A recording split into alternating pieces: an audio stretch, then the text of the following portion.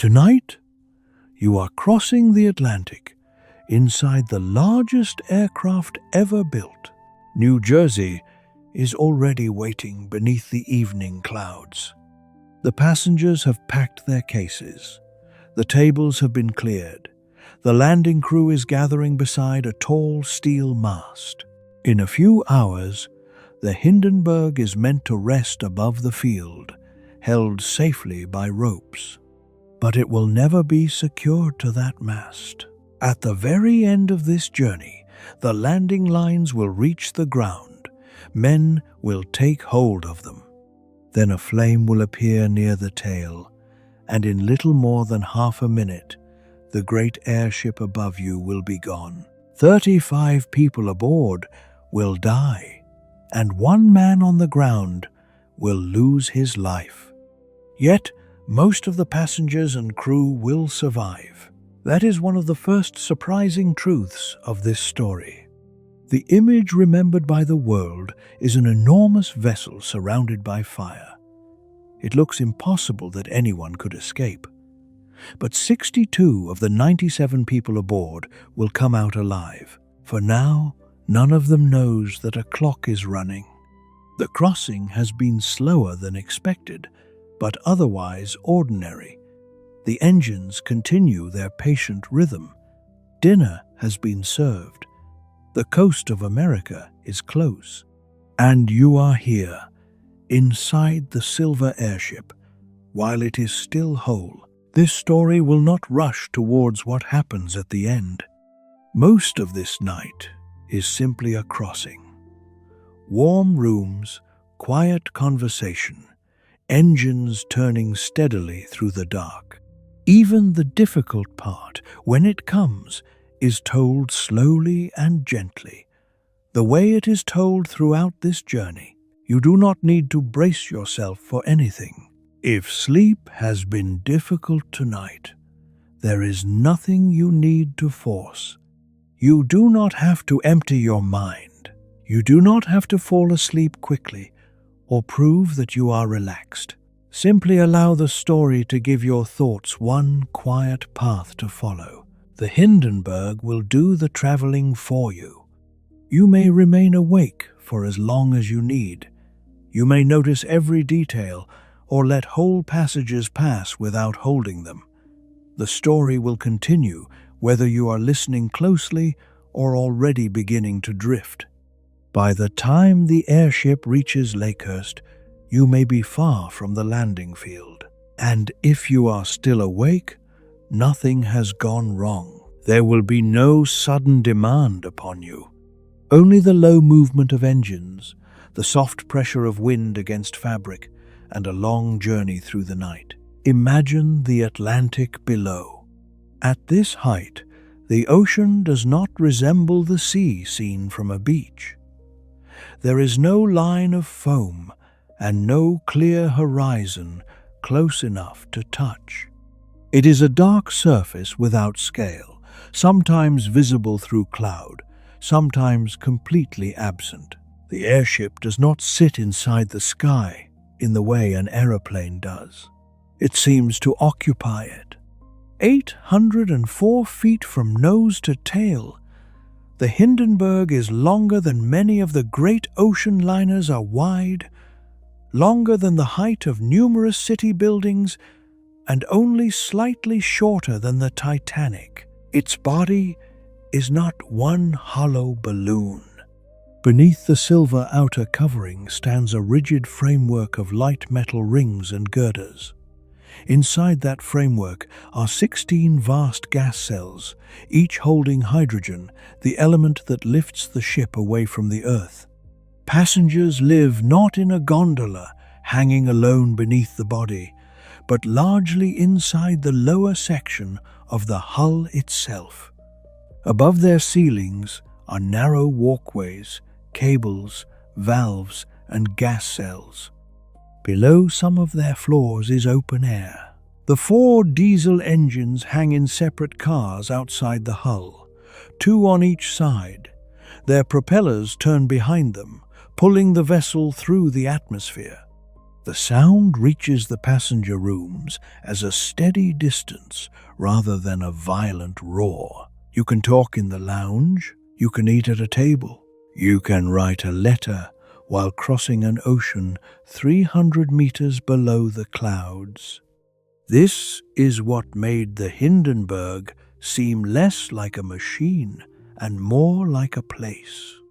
An aeroplane of 1,937 asks passengers to accept noise, vibration, and narrow movement in exchange for speed. An ocean liner offers comfort, but requires several days at sea. The Hindenburg appears to combine the two. It crosses the Atlantic in roughly 2.5 to 3 days, depending upon wind, while providing dining rooms, beds, observation windows, a lounge, a bar, and even a smoking room. To the people aboard, this is not fantasy. It is a scheduled passenger service. Tickets have been purchased, luggage has been weighed, mail has been loaded. The journey has a timetable. The passengers expect to arrive, complete their customs formalities, and continue by train or aeroplane. They are not explorers. They are travelers using what appears to be the future. The date is the 6th of May, 1937. Europe is moving towards a war that many people sense, but cannot yet fully see. Germany is ruled by Adolf Hitler. The swastikas painted on the Hindenburg's tail make the vessel not only a technological achievement, but a flying symbol used by the Nazi state. Yet the people aboard are not one simple group. They include Germans, Americans, and travelers from other countries. There are business people, journalists, families, airship enthusiasts, and crew members whose daily work is keeping an enormous structure balanced in moving air. Some admire the German regime. Some dislike it. Some are trying only to reach home. History will later place all of them beneath one famous image. Tonight, before the fire, they remain separate lives. A child looks through a window. A steward clears a cup. A mechanic listens to an engine turning outside the hull. A radio operator waits for a message. Captain Max Pruss studies the weather and the position of the ship. On the ground, a young radio reporter named Herbert Morrison prepares to describe the landing. Cameras are ready because the arrival of the Hindenburg is still considered newsworthy. No one has come expecting a disaster. That is why the films exist. That is why the final seconds will become one of the most watched accidents of the 20th century. For now, the cameras point towards an airship moving calmly over New Jersey. You may leave the landing field in the distance. There is much to understand before we arrive. We will walk through the rooms suspended inside the hull. We will see how a vessel larger than any aeroplane of its age could float with such apparent ease. We will cross the Atlantic with its passengers. We will wait above the storms. And when the final flame appears, we will follow the evidence carefully without turning tragedy into spectacle. The Hindenburg has one evening left, but the night is still long, and you are safe here, listening from far beyond it. The passenger deck is reached through a gangway when the airship is resting at its mast. Once the journey begins, there is no outside promenade. There is no open deck exposed to the wind. The rooms are enclosed within the lower hull, protected from the rushing air by the silver covering and the rigid structure around them. Your cabin is small. That is the first thing you would notice. The Hindenburg offers luxury in its public spaces, not in private bedrooms. A typical cabin contains 2 bunks, one above the other, built lightly to save weight. There is a folding wash basin with running water, a small desk or shelf, a chair that is more functional than generous, and just enough room to change clothes. Every object has been considered by weight. Heavy wood is avoided. Walls are made from thin panels and fabric. Furniture uses aluminium where possible. Even the piano carried during the 1936 season was built with an aluminium body. It has been removed before this final flight to reduce weight. But passengers still remember the strange pleasure of music played aboard a machine floating over the Atlantic. The cabins have no private bathrooms. Passengers share washing and toilet facilities on the lower deck. This does not seem shocking in 1937. Railway sleeping cars and many ships also expect travelers to share. The real attraction lies beyond the cabin door. Step into the main passenger area and the vessel opens. On the port side is the dining room. Long windows slope outward along the hull, giving a view towards the earth and sea below. Tables are laid with white cloth, metal cutlery, china and glassware carefully selected to appear refined without adding unnecessary mass. Passengers receive assigned meal times. The room is not vast by ocean liner standards, but it feels extraordinary because it should not exist here at all. A bowl of soup crosses the Atlantic through the sky. A waiter carries coffee while the airship moves above cloud. You sit at a table and watch the world pass beneath the edge of your plate. On the starboard side are the lounge and writing room. Chairs are arranged beside the observation windows. A map decorates a wall. Passengers play cards, read newspapers, talk about business, or simply look down.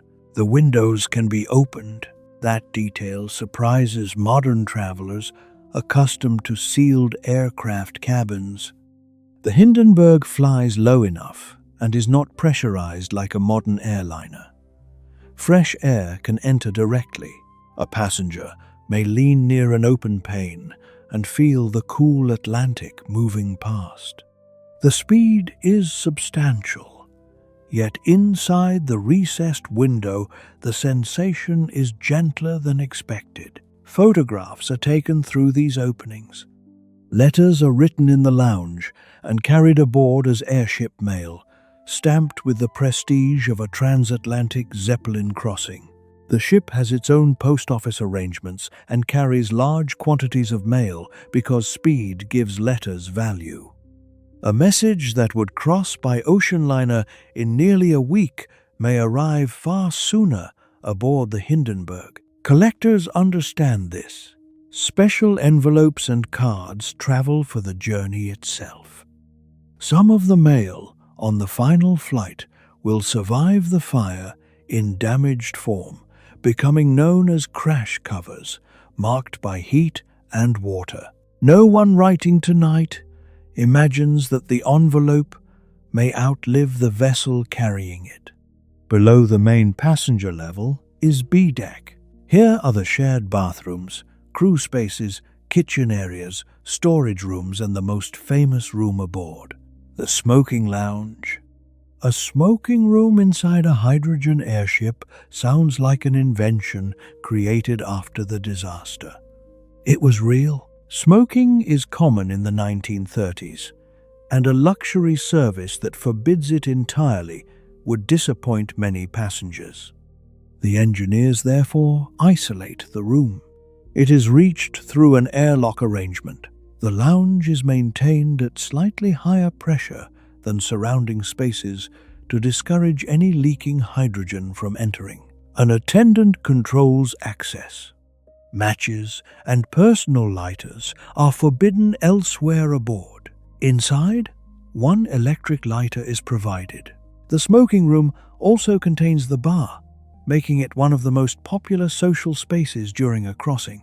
Passengers sit with drinks while millions of cubic feet of hydrogen remain above them. The arrangement was treated seriously, not casually. The airship had completed repeated flights without a fire. Procedures, monitoring, and separation made the room appear safe enough. It is easy, after knowing the ending, to regard every cigarette as madness. The people aboard did not experience the ship through hindsight. Hydrogen was dangerous, but it had been used successfully in many German airships. The Hindenburg itself had traveled tens of thousands of miles. Its crew treated fire prevention with strict care. The smoking lounge, therefore, reveals something important. The airship was not built by people who did not understand risk. It was built by people who believed risk could be engineered, contained, and managed. Most modern travel depends upon the same belief. Fuel burns inside aeroplane engines. Ships carry oil through storms. Trains move at speed along narrow rails. Safety is rarely the absence of danger. It is a system designed to keep danger within boundaries. On the 6th of May, one boundary will fail. But for now, the bar is quiet. Glasses rest in their holders. A steward knows where every flame is permitted. The door closes behind each passenger. Above, the hydrogen remains invisible and odorless. It fills 16 cells separated from the rooms by structure, fabric, and space. The ship moves on. If your thoughts are still moving quickly tonight, let them follow the simple order of the rooms: cabin, corridor, dining room, lounge, window, stairway, bar. There is no task in any of them. No conversation you must answer. You may sit beside the window and allow the ocean to pass without measuring it. The Hindenburg will not ask whether you are asleep. It will simply continue west. The Hindenburg did not appear suddenly. It was the latest form of an idea that had occupied inventors for generations. A balloon can rise because a gas lighter than the surrounding air creates lift. The difficulty is control. An ordinary balloon travels where wind carries it. To become useful transport, a lighter-than-air craft needs engines, steering surfaces, and a shape that can move efficiently through the atmosphere. The word dirigible comes from the idea of being steerable. Early airships used flexible envelopes, but large vessels required stronger forms. Count Ferdinand von Zeppelin, a retired German army officer, became the figure most closely associated with rigid airships. His design placed gas cells inside a metal framework. The framework held an aerodynamic shape even when individual cells were not full. Engines and control surfaces allowed the vessel to move under power. The first Zeppelins were difficult, expensive, and vulnerable to weather. Some were destroyed. Public confidence rose and fell. Zeppelin continued. By the First World War, rigid airships had become military tools. Germany used them for reconnaissance and bombing. Their ability to travel long distances seemed revolutionary, but they were also large targets, affected by weather and increasingly threatened by aeroplanes and improved defenses. After the war, restrictions limited German aviation. The Zeppelin company survived through technical skill, international cooperation, and a powerful public desire to believe in peaceful long-distance flight. The great proof was the Graf Zeppelin.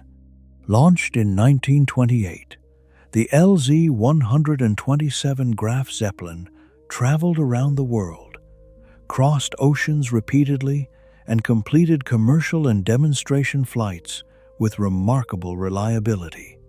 It flew to South America, the Arctic, and the United States. For the public, it transformed the Zeppelin from a weapon of the recent war into a symbol of international travel. People gathered beneath its roots. Newspapers followed its journeys. Passengers described smooth movement and wide views. The Graf Zeppelin proved that a rigid airship could cross enormous distances and return. But it was smaller than the vessel its designers truly wanted to build. The next generation was meant to use helium. Helium provides less lift than hydrogen, but it does not burn. The United States controlled most of the world's usable helium supply and restricted its export. German designers hoped access might eventually be granted for peaceful passenger service. They built the new LZ-129 with helium in mind. When helium remained unavailable, they used hydrogen instead. That decision required adjustments because hydrogen provided greater lift. It also preserved the one danger that would later define the ship. In the early 1930s, the competition between aeroplane, ocean liner, and airship remained open. Aeroplanes were becoming faster, but long transatlantic passenger flight was still difficult. Large flying boats would soon begin regular routes, yet they carried few passengers in relative discomfort and required refueling stops. Ocean liners were dependable and luxurious, but slow. Airships offered direct crossings in days rather than a week, with rooms that allowed people to walk, dine, and sleep. They also offered something no other transport could match: silence of movement relative to size. The engines were outside. The hull did not strike waves. There was no railway track beneath it. Passengers floated over weather and landscape in a machine so large that its motion often felt slow. An airship could hover near a city, circle a monument, or reduce speed to exchange mail. It seemed less like an aeroplane and more like a traveling observation tower. The technology carried obvious weaknesses. A rigid airship required vast hangars. It needed trained ground crews and mooring masts. Strong winds made handling near the earth dangerous. The structure contained huge surfaces upon which weather could act. A single flight required many specialists. The economics were uncertain, but new technologies are not judged only by efficiency. They are judged by imagination. The Hindenburg gave people a vision of travel in which distance became calm. You could leave Germany on Monday evening, dine over the Channel, sleep above the Atlantic, see the American coast on Thursday, and continue towards New York the same day. No seasickness, no crowded railway compartment, no week lost to the ocean. The future seemed to be a silver vessel arriving from the clouds. In 1936, that future began operating. The Hindenburg crossed to North and South America. It carried passengers, mail, cargo, and political symbols. It flew above cities that had never seen anything so large move through the sky. Its arrival produced wonder partly because scale is difficult to understand from photographs. On the ground, the airship towered above people. At a distance, it appeared to move slowly because its size concealed speed. A person could watch it approach for several minutes and still struggle to believe it was real. The ship was also a product of a particular German tradition. Zeppelin crews developed procedures through decades of experience. They understood trimming, ballast, gas pressure, engine control, and ground handling in ways no ordinary pilot needed to understand. An aeroplane depends upon aerodynamic lift created by moving wings through air. An airship is already buoyant. Its controls guide a body that wants to float. Changes in temperature, fuel use, rain and sunlight alter the balance. As diesel fuel is consumed, the ship becomes lighter. If rain adds water to the envelope, it becomes heavier. As hydrogen warms, it expands. Gas may need to be vented. Water ballast can be released. Crew members and cargo can be moved. The airship is never simply flown. It is continuously balanced. This slow management suits the rhythm of our story. Nothing aboard happens in isolation. A meal changes weight only slightly. 100 small changes become important. Wind presses upon the whole hull. Rain gathers across a great surface. A landing is not one action, but a sequence of adjustments between air and earth.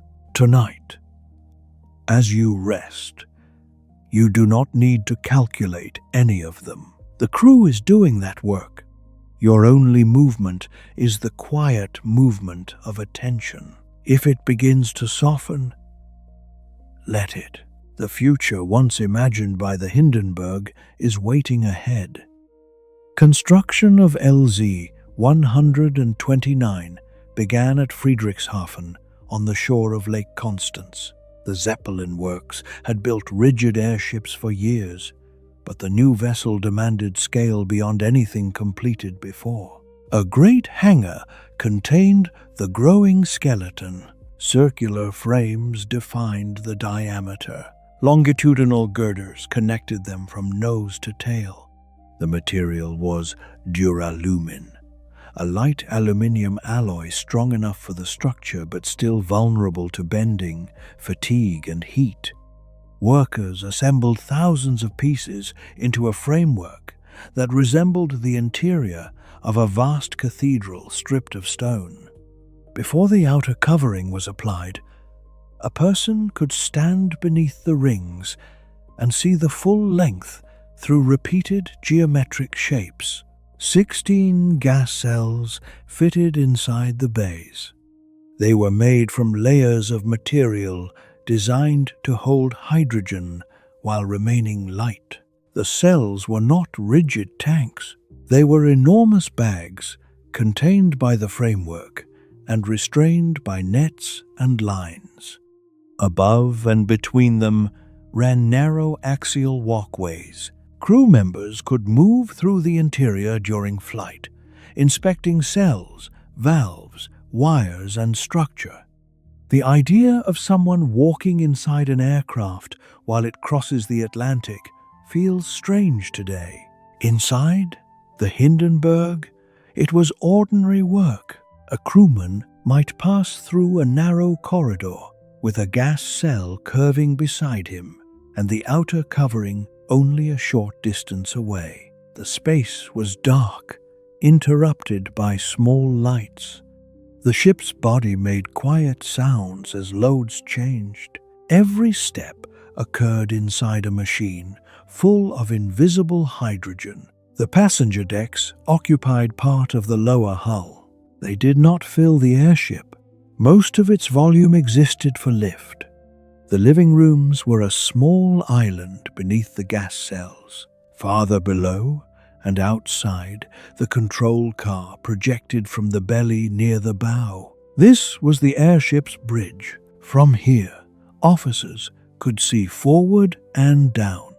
The wheel controlled the rudders. Separate controls moved the elevators, changing the angle of climb or descent. Engine telegraphs communicated with mechanics in the 4 external engine cars. Navigation combined compass readings, weather reports, radio direction finding, observation, and calculation. The Hindenburg had no modern electronic cockpit. It had people, instruments, and procedures. Each engine car contained a diesel engine driving a large propeller. Mechanics were stationed inside the cars during flight. They reached them through ladders and narrow access routes. The engine cars hung outside the hull, where sound, vibration, and weather were stronger. A mechanic could look down through an opening and see the Earth far below. He monitored temperature, oil pressure, fuel flow, and the behavior of the engine. If something failed, repair might begin while the propeller continued turning nearby. Diesel fuel was chosen partly because it was less volatile than petrol and because the engines needed endurance. Fuel tanks were distributed through the structure. As fuel burned, the ship lost weight. Managing that lost mass was one of the central challenges of airship operation. The Hindenburg used water recovery systems intended to condense water from engine exhaust, replacing some of the weight of consumed fuel. The process reduced the need to vent lifting gas merely to descend. Water ballast was stored in tanks and could be released when the ship needed to become lighter. On the final approach at Lakehurst, water will be dropped to correct balance. Some of it will later help a young cabin boy escape the fire.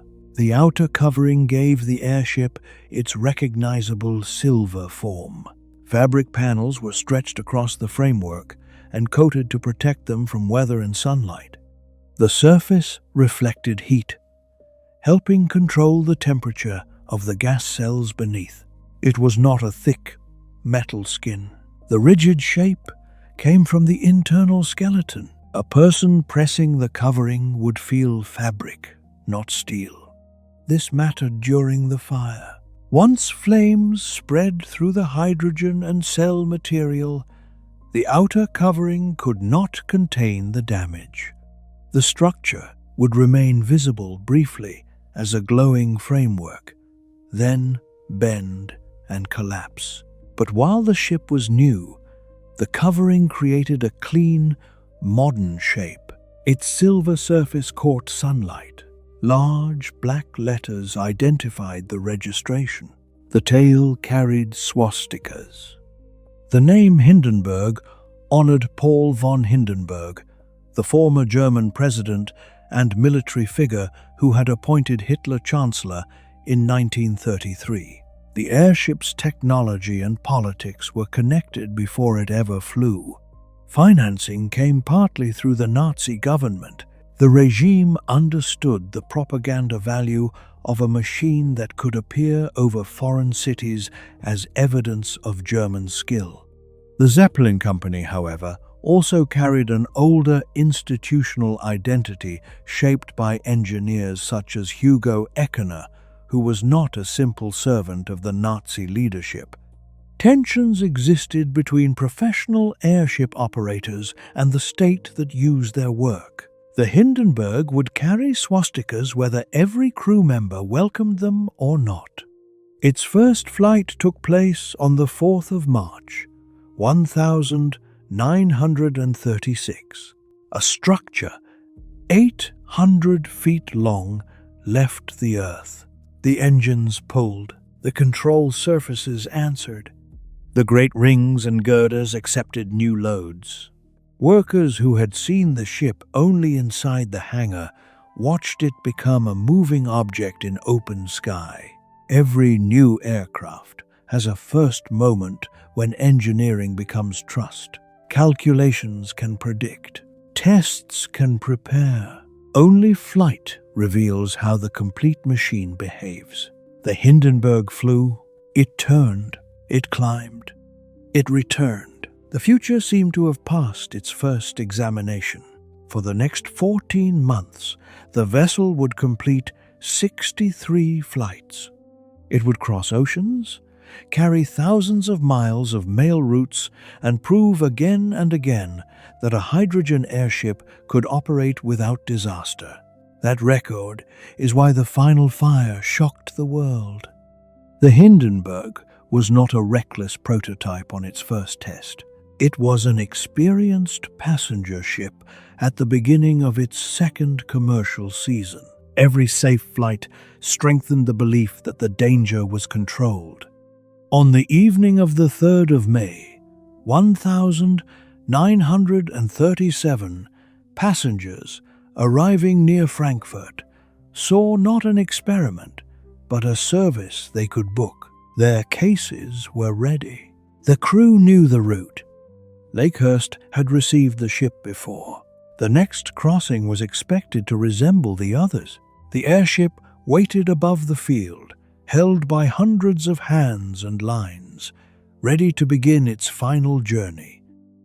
The Hindenburg carried passengers, but it also carried an image. In 1936, Germany wanted the world to see modernity, discipline, and power. The airship was useful because it could be seen. An aircraft may pass over a city in seconds.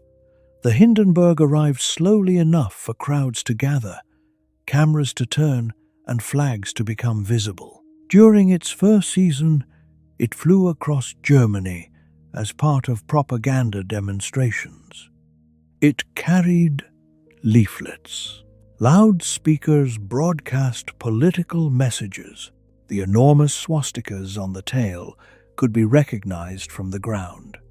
Later that year, the airship appeared during the Berlin Olympic period, decorated with Olympic rings and presented as evidence of peaceful technological achievement. The same machine could be sold as transport, spectacle, and national symbol. This makes the passenger experience more complicated than simple luxury. A traveler boarding the Hindenburg entered a space designed by engineers and operated by skilled professionals, but also marked by a dictatorship. Some passengers were attracted by the novelty. Some traveled for business. Some wanted the speed. Some were German citizens living beneath political pressure. A few understood more clearly than others what the regime was becoming. The ship did not suspend the politics of the ground. It carried them quietly in its tail markings, newspapers, and conversations. Captain Max Pruss was a career airship officer, not a political symbol invented for a poster. He had served aboard the Graf Zeppelin and understood the traditions of the Zeppelin company. Ernst Lehmann, a senior figure and experienced commander, traveled on the final flight as an observer and representative of the company. He had helped promote airships publicly and had accepted the Nazi environment more closely than Hugo Eckener, whose relationship with the regime was difficult. These differences did not become open arguments in front of passengers. An airship crossing depended upon hierarchy and calm. Officers concentrated on weather, navigation, and machinery. Stewards served meals. Passengers looked from windows. Yet outside the vessel, the world of 1,937 continued changing. The Spanish Civil War was underway. Germany and Italy were rearming. Refugees and political opponents understood dangers that ordinary tourists could ignore. The Hindenburg moved above this world with a promise that technology could make travel serene. Its calmness was real. It was also temporary. The airship's first commercial year had been impressive. It crossed the North Atlantic repeatedly and opened regular service to Lakehurst. It also traveled to Rio de Janeiro, following a long route across Europe, the Atlantic, and South America. The southern crossing suited airships because weather and prevailing winds could be more favorable, though the journey was longer. Passengers experienced dawn over ocean, coastlines appearing beneath cloud, and cities gathering around mooring fields. The vessel became familiar to ground crews in Germany, Brazil, and the United States. Familiarity reduces fear. On an early flight, every unusual sound attracts attention. After dozens of flights, the same sound becomes part of routine. A line creaks. An engine changes note. A valve opens. a crew member walks through the axial corridor. These events no longer suggest danger because they happened before without consequence. This is true aboard the Hindenburg and in ordinary life. Safety is learned through repetition. We enter trains because earlier trains arrived. We sleep in buildings because they remained standing yesterday. The passengers on the final flight bring that ordinary trust with them. The ship had already made 10 successful round trips between Germany and the United States during 1936. It had carried prominent travelers, including the boxer Max Schmeling, after his victory over Joe Louis. It had flown more than 150,000 miles. Its crew had managed Atlantic weather, engine problems, navigation, and landings. The Hindenburg was not viewed as doomed. It was viewed as proven. This distinction matters to the emotional shape of the story. The people aboard do not spend 3 days fearing hydrogen. They eat, read, sleep, and complain about delays. They enjoy views. They notice headwinds. They discuss appointments waiting in America. The future tragedy exists only for us. To them, the greatest inconvenience may be arriving late. This knowledge can make the journey gentler rather than more frightening. For most of the crossing, nothing is wrong. The engines work, the gas cells hold, the crew manages the ship, passengers rest. There is no need to place danger inside every quiet sound. Let the Hindenburg remain successful for a while. Let it be what its builders hoped it could be, a city of light metal and fabric moving steadily through cold air. The final 34 seconds will come. They do not need to occupy every minute before them. The final flight begins on Monday, the 3rd of May, 1937. The Hindenburg departs from the airship base at Frankfurt, beginning the first scheduled North Atlantic crossing of its new season. The departure has already been changed once. A planned propaganda flight over Berlin for May Day did not take place as expected, and mail connected with that journey has been held for the Atlantic crossing. Bags of letters enter the ship alongside passenger luggage and company cargo. Mail is important enough to influence schedules and revenue. Each envelope carries a private destination: Zurich, New York, Washington, a business address, a family home. No one sorting the bags can know which pieces will survive and which will be destroyed. 36 passengers board. The Hindenburg has room for more after new cabins were added during the winter, but the westbound crossing is not full. The return flight from America is heavily booked.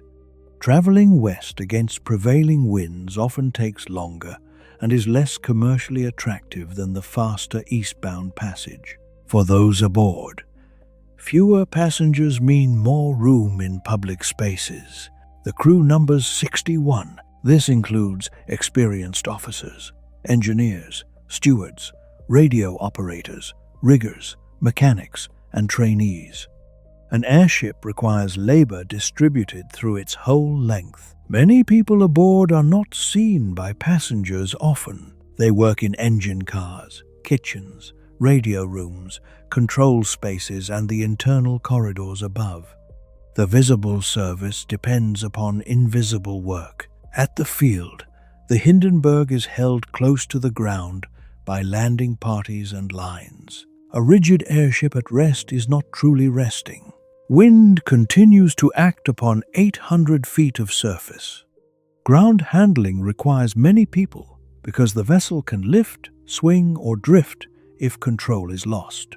Passengers enter, while the ship is balanced for departure. Baggage has been weighed carefully. Cargo, fuel, water, and people are placed according to trim. The airship must not be too heavy to rise, or so light that descent later becomes difficult. The engines begin. One after another, propellers turn. Noise spreads across the field. Inside the passenger deck, the vibration is softer. The mooring connections are released.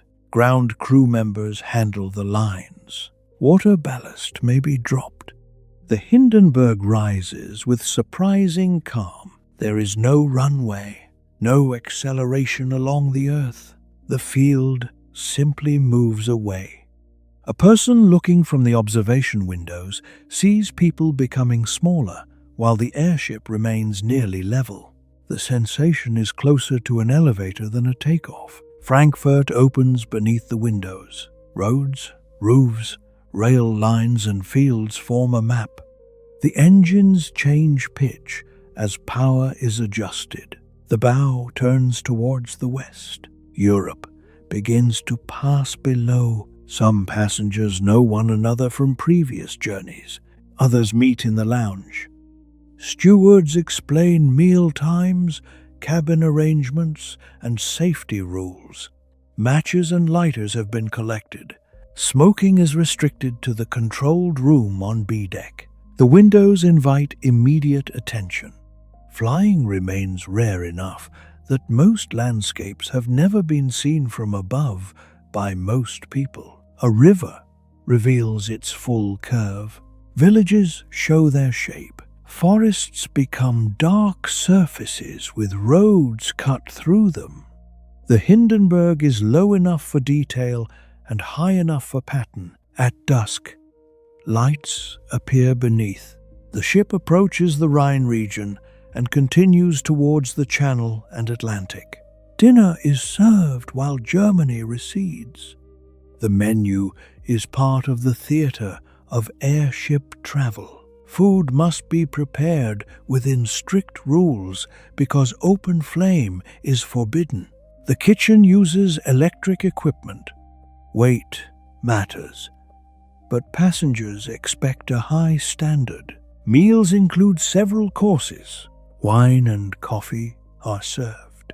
A steward balances dishes as the ship moves slightly. There is little need for the raised edges and heavy restraint common on ships at sea, because the Hindenburg often remains remarkably stable. Outside, the propellers turn through colder air. Inside, cutlery touches china. The contrast makes the airship feel protected from the world.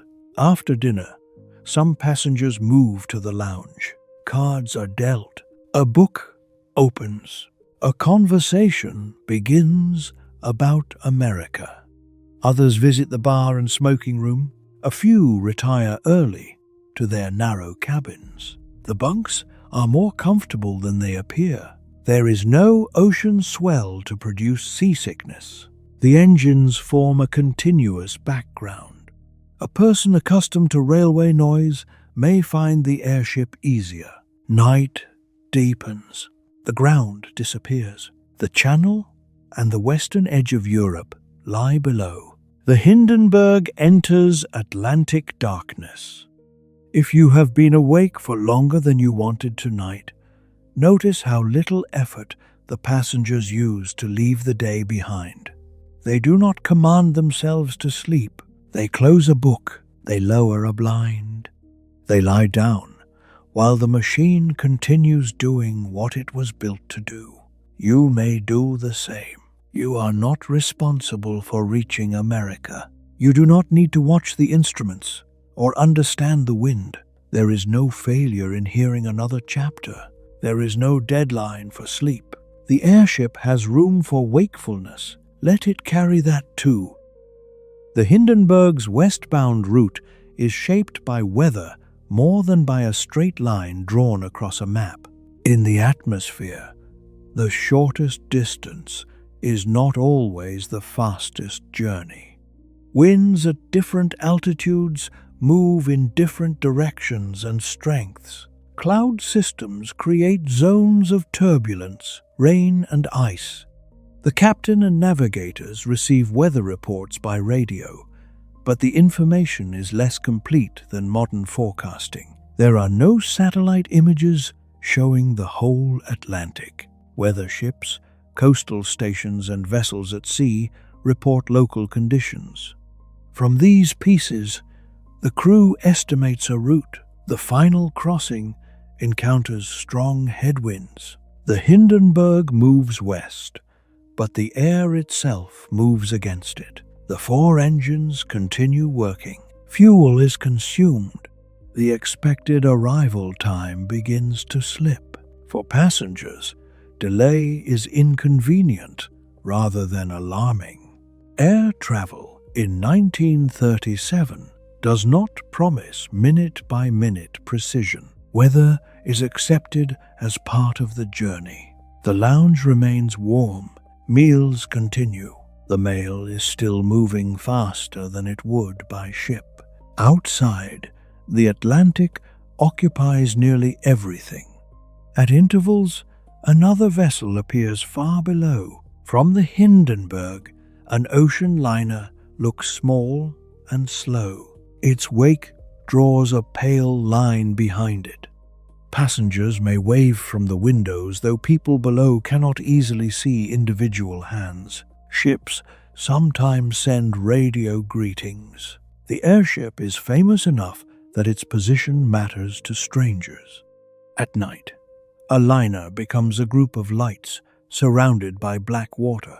Then it passes behind. The Hindenburg navigates by a combination of celestial observation, dead reckoning, radio direction, and weather information. When stars are visible, officers can use them to check position. Cloud removes that reference. Radio signals from known stations provide bearings.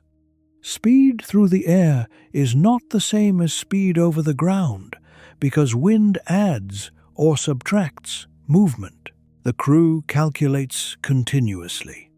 A mistake of a few miles over open ocean is not immediately dangerous, but it affects fuel, timing, and the point at which land should appear.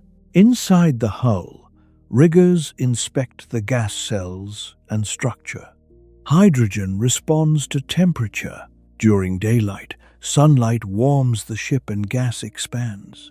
At night, cooling causes contraction. Valves and ballast help maintain safe pressure and lift. If a cell loses gas, the change may alter trim. The crew watches for signs. The Hindenburg is divided into zones so that one problem does not automatically become a total loss. This principle has protected rigid airships before. A damaged cell can reduce lift without destroying the whole vessel. The danger comes when hydrogen meets ignition.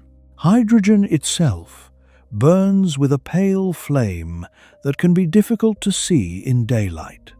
It rises rapidly because it is light.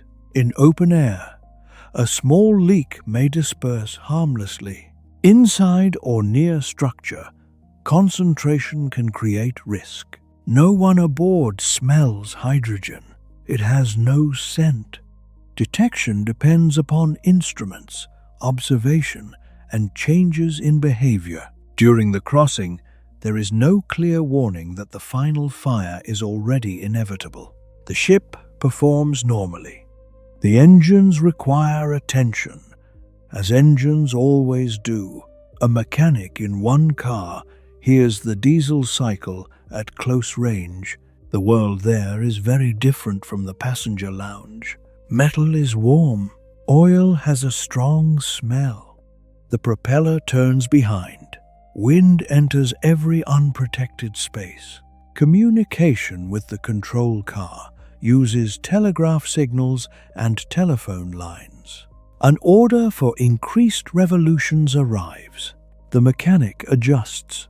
He watches gauges. He feels vibration through the floor. His room is moving over the Atlantic, inside a box attached to the outside of a hydrogen airship. Yet routine makes the extraordinary ordinary. He may think about food, sleep, or the end of the watch. The crew works in shifts. Some men rest in bunks within the hull. Others prepare meals or maintain passenger spaces. Radio operators exchange messages with Germany, ships, and American stations. The company wants arrival information. Families want updates. Lakehurst needs a likely landing time. The delay becomes known before the airship sees land. On the second day, cloud and wind continue.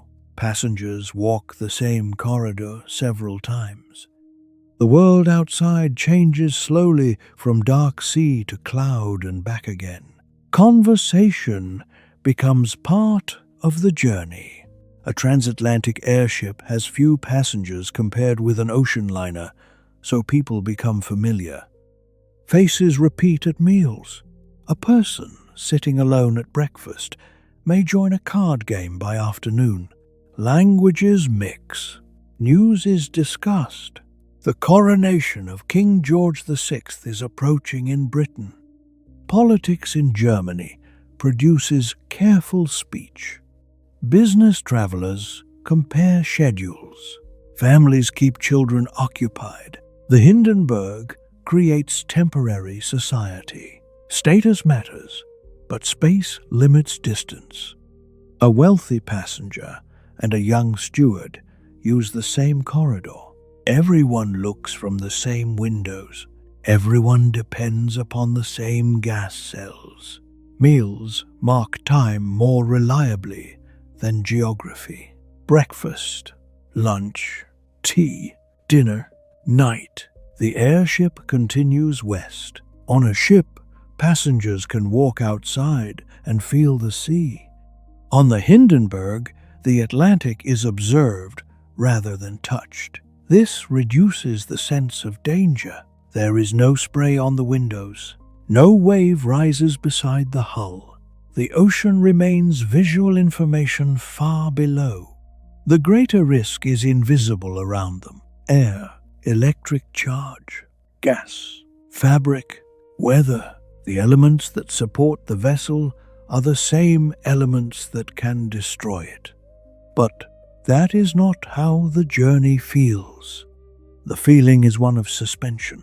The ship hangs between sea and cloud, held by a gas no passenger can see. The engines do not need to keep it from falling in the immediate way aeroplane engines do. If the engines stop, the airship can still float and drift. This gives the journey a calm, psychological quality. Movement continues without urgency. Let that feeling settle around you. You do not need forward speed to rest. You do not need every thought to stop. They can drift beside the airship and gradually fall behind. Captain Max Pruss commands the final flight. He is 45 years old and deeply experienced in Zeppelin operations. He has crossed oceans aboard the Graf Zeppelin and Hindenburg.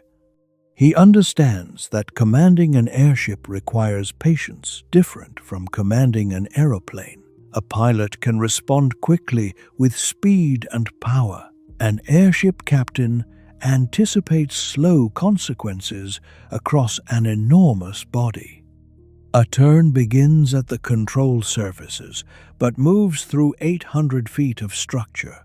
Wind acts upon the whole vessel. Trim changes with fuel, gas, ballast, passengers, and rain. Pruss stands in the control car with officers who share navigation, elevation, steering, and communication. The car has windows on all sides. Ahead lies open air. Above, the hull curves out of sight. The captain cannot see the tail directly. He depends upon reports and instruments. This separation will matter during the last minutes. Fire begins behind him, beyond the view of the control car. Ernst Lehmann is also aboard. He is one of the most recognized men in German airship history. an engineer, commander, and public advocate. He is not commanding this journey, but his presence carries authority. Passengers may see him in public areas. Crew members know his experience. After the fire, he will escape the wreck, badly burned, and die the following day.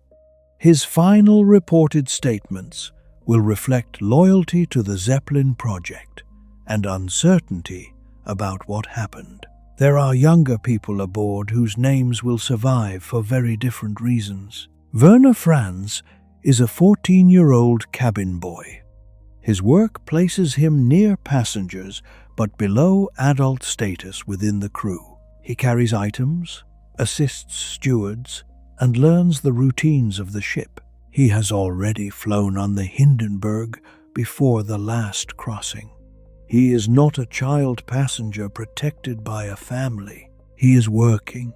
When fire appears, a water ballast tank above him will release, soaking him and clearing part of his path. He will open a hatch, wait until the ship is close enough to the ground, jump and run. He will become the last surviving member of the Hindenburg's crew, living into the 21st century. On this crossing, he is simply a boy doing assigned work. The Donor family travels together. Hermann and Matilda Donor are aboard with children Walter, Werner, and Irene. They have lived in Mexico and are traveling as a family, carrying ordinary plans into an extraordinary vessel. During the disaster, their outcomes will divide painfully. Some will escape, others will not. The famous photographs show fire, not family decisions in smoke and collapsing structure. Remembering a family aboard restores scale to the image. The disaster is not one object burning, it is many people trying to find one another in seconds.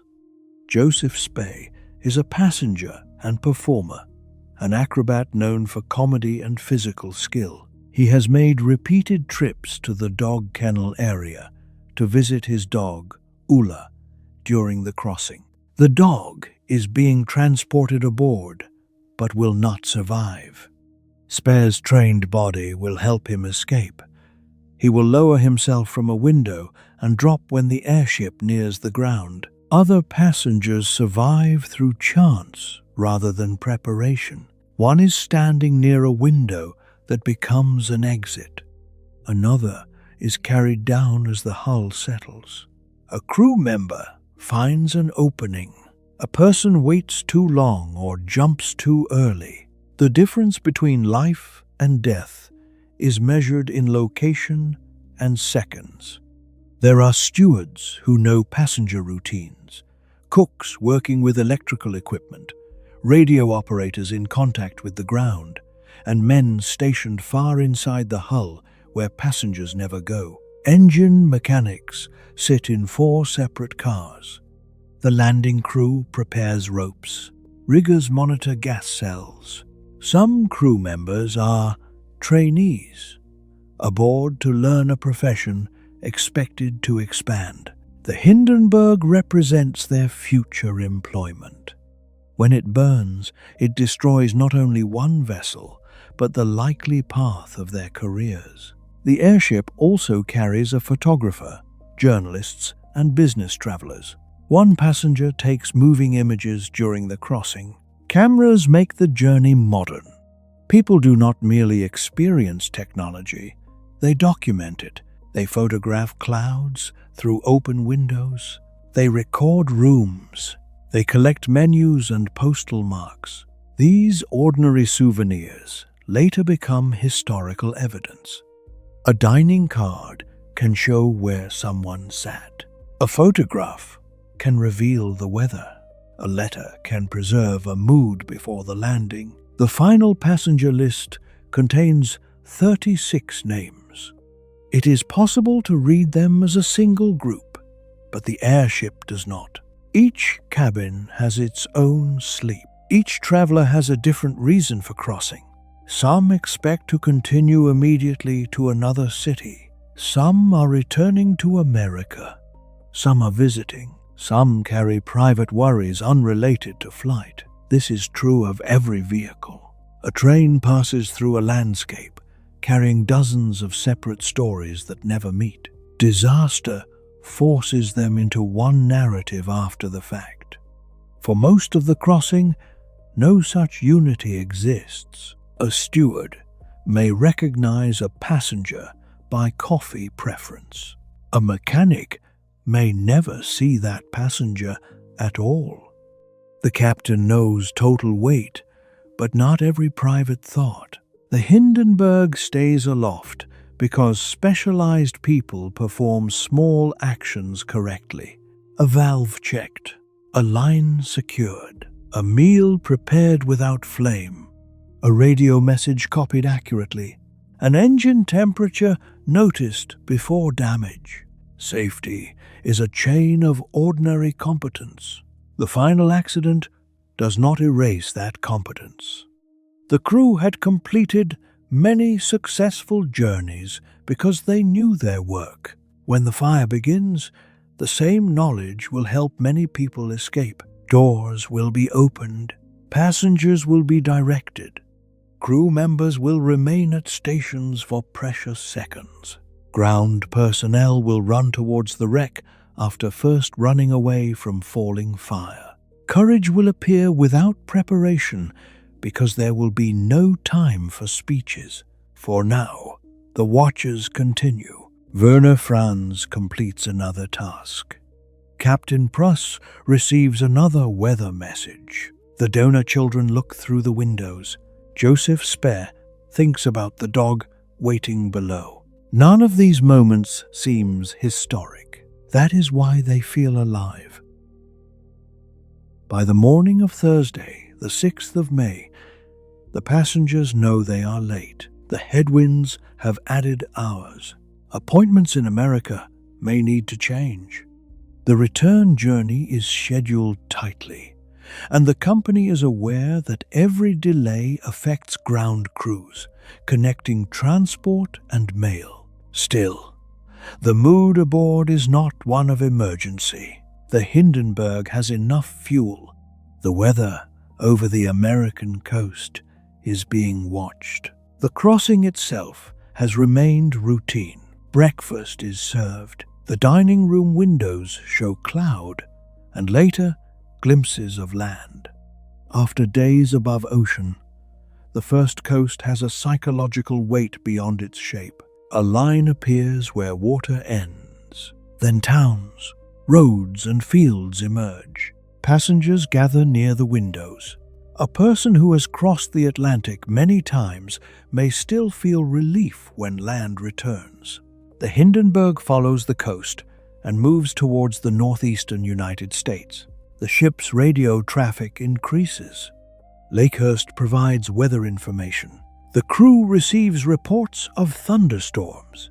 The airship cannot simply land anywhere. It needs a prepared field, a mooring mast, and a large ground party. Lakehurst Naval Air Station is the American terminal because it has experience with large, rigid airships. The United States Navy operated its own great airships, including the Akron and Macon, both lost in earlier disasters. Lakehurst personnel understand the scale and danger of handling the Hindenburg. They know that landing is one of the most demanding stages of flight. In the passenger areas, the end of a journey produces familiar disorder.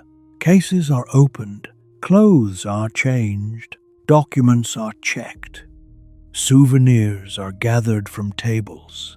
A passenger who has lived inside a small cabin for 3 days begins imagining space on the ground. The corridors become busier. Stewards prepare for arrival while continuing service. Nothing can be packed so completely that it interferes with safety. The airship may need to remain aloft if weather prevents landing. That is exactly what happens. Thunderstorms pass over New Jersey. Captain Pruss is advised that conditions at Lakehurst are unsuitable. The Hindenburg delays its arrival. It cruises along the coast rather than entering the field immediately. For passengers already late, the decision may be frustrating. For the captain, it is ordinary caution. A large airship near the ground in gusting winds can become difficult to control. Lightning presents an obvious concern. Wet weather changes weight and electrical conditions. Waiting is safer than forcing an approach. The vessel moves over parts of New Jersey and towards the sea. Below, people look up. Even after repeated American visits, the Hindenburg remains a spectacle. Its shadow crosses houses and roads. Children run outside. Drivers stop. The silver hull reflects changing light beneath the storm clouds. Some observers see the swastikas and understand the political message.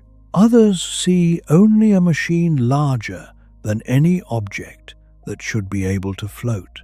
Passengers look down in return. The experience is mutual. The airship is close enough that ground details remain visible. Unlike modern jets crossing at great altitude, the Hindenburg belongs to the landscape it passes over. A church tower, railway line, or coastal inlet can be recognized. The vessel seems to move slowly, though it may be traveling at highway speed.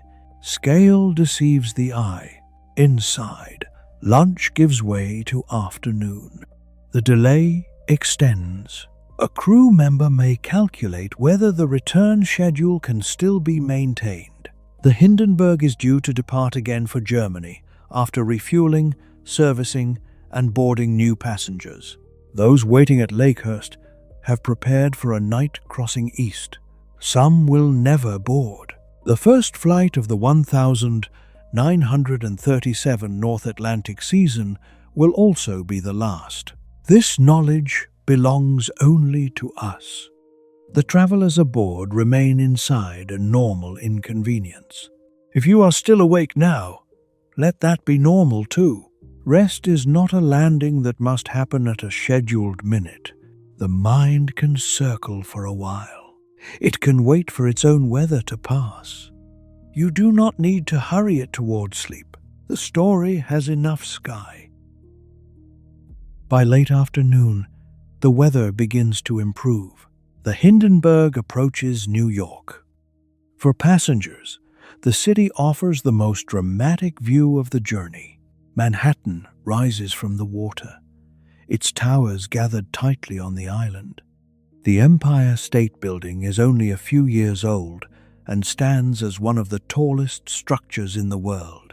The airship passes near enough for the contrast to become visible. Two forms of modern ambition face one another.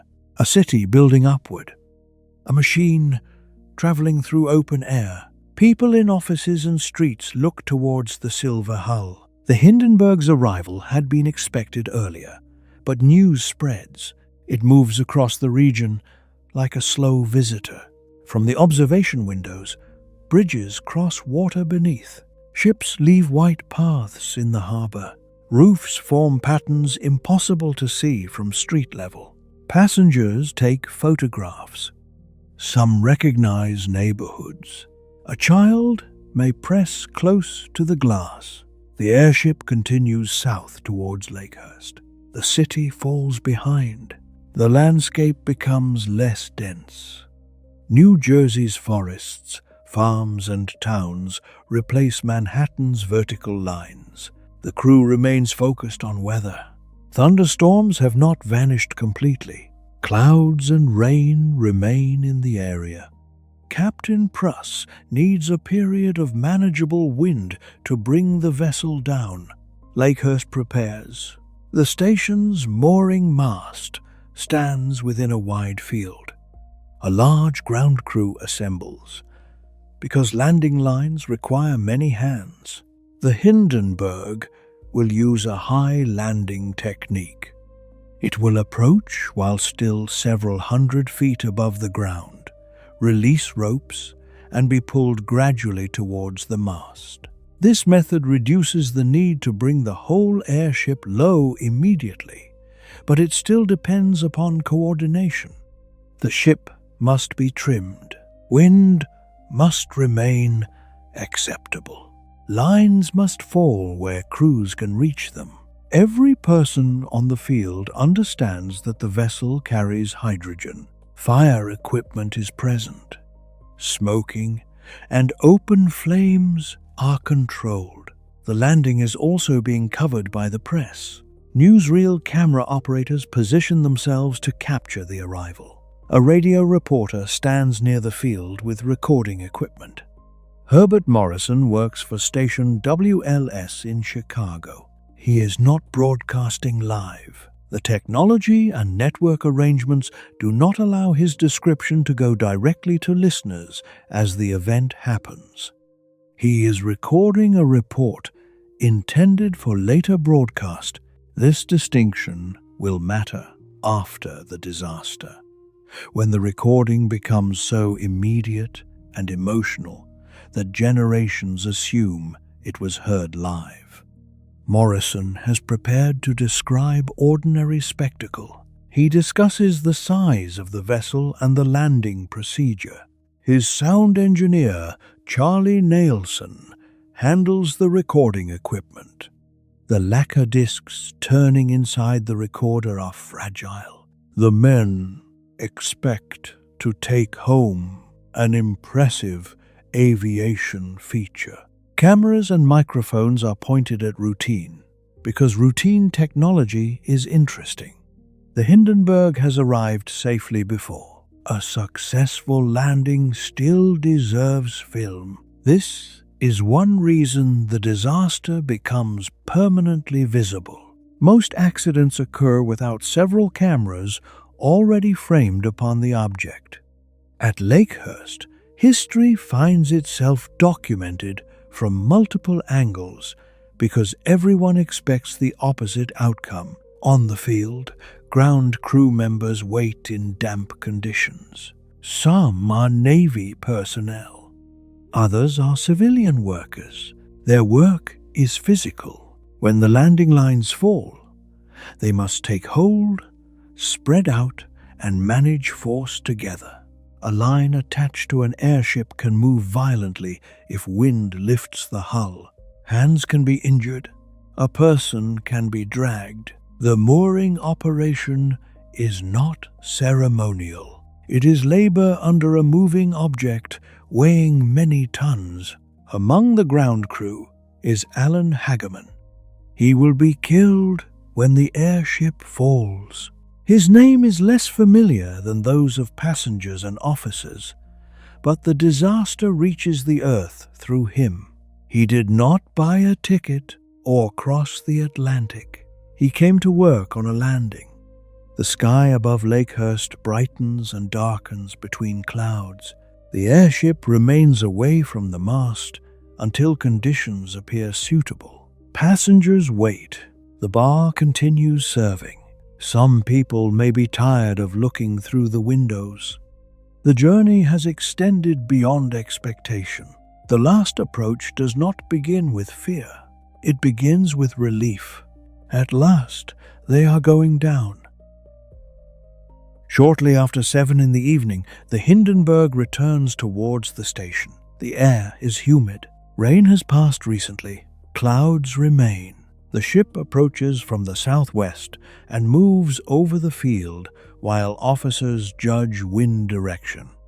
A landing airship does not simply point at the mast and descend.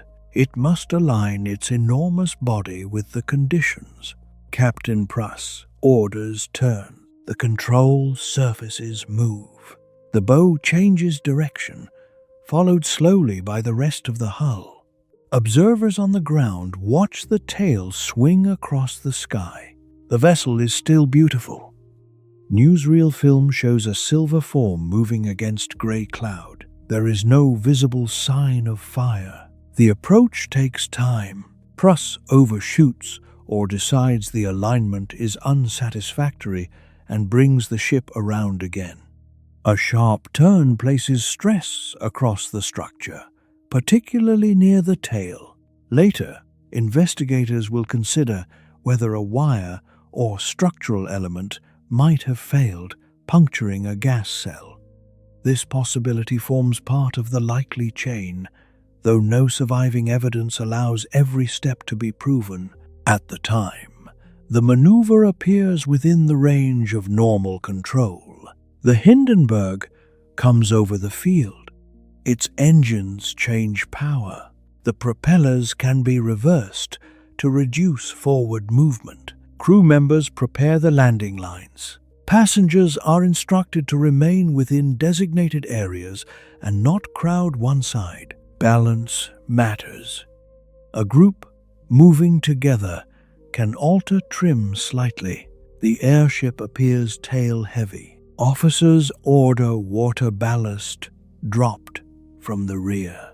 Water falls from the hull. Some ground observers may be struck by spray.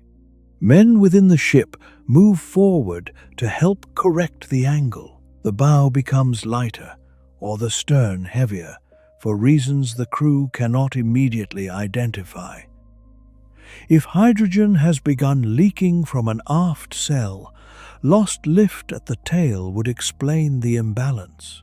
There are other possible explanations, including rainwater distribution and maneuvering effects. No alarm is raised. Trim problems occur in airship operations and can be managed. More ballast is released. The Hindenburg remains several hundred feet above the ground. The high landing begins.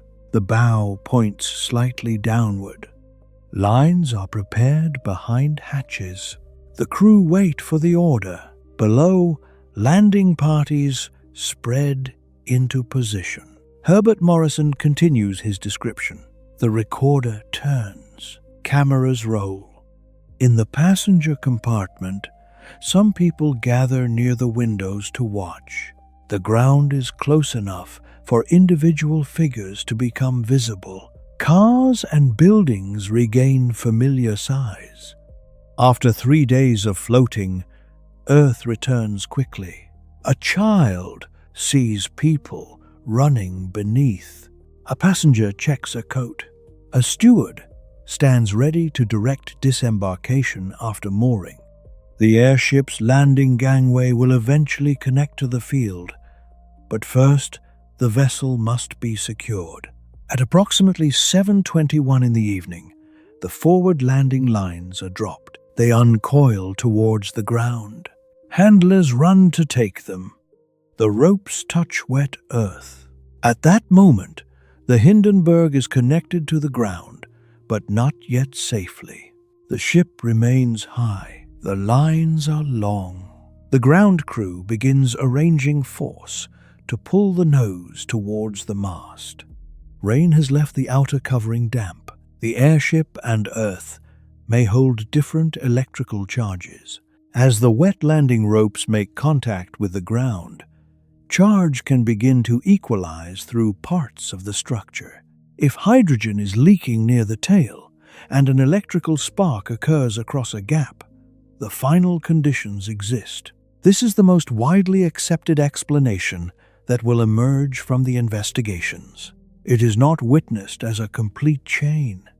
No camera records an individual spark. No instrument writes the moment of leakage. The theory is built from physical behavior, testimony, and elimination of alternatives. Before the flame, there are small observations.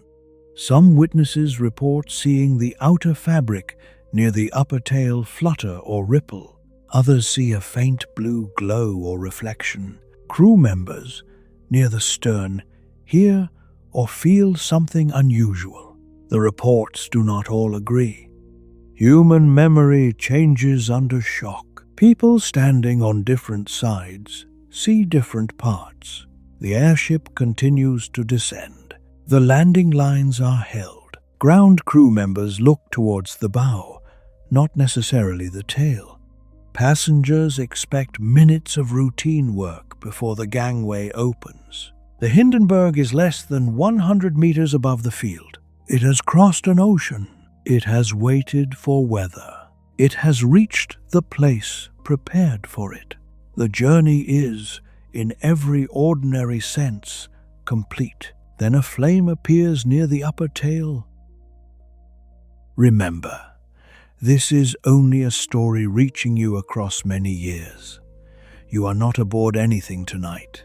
The first visible fire is small compared with what follows. It begins near the aft section, high on the hull. Some witnesses describe a reddish glow. Others see a yellow flame. In the first instant, there is no single sound large enough to explain the sight. The fire moves through hydrogen and cell material inside the structure. It spreads forward with extraordinary speed. From the ground, the tail changes from silver to orange. People shout. The landing crews release lines and run.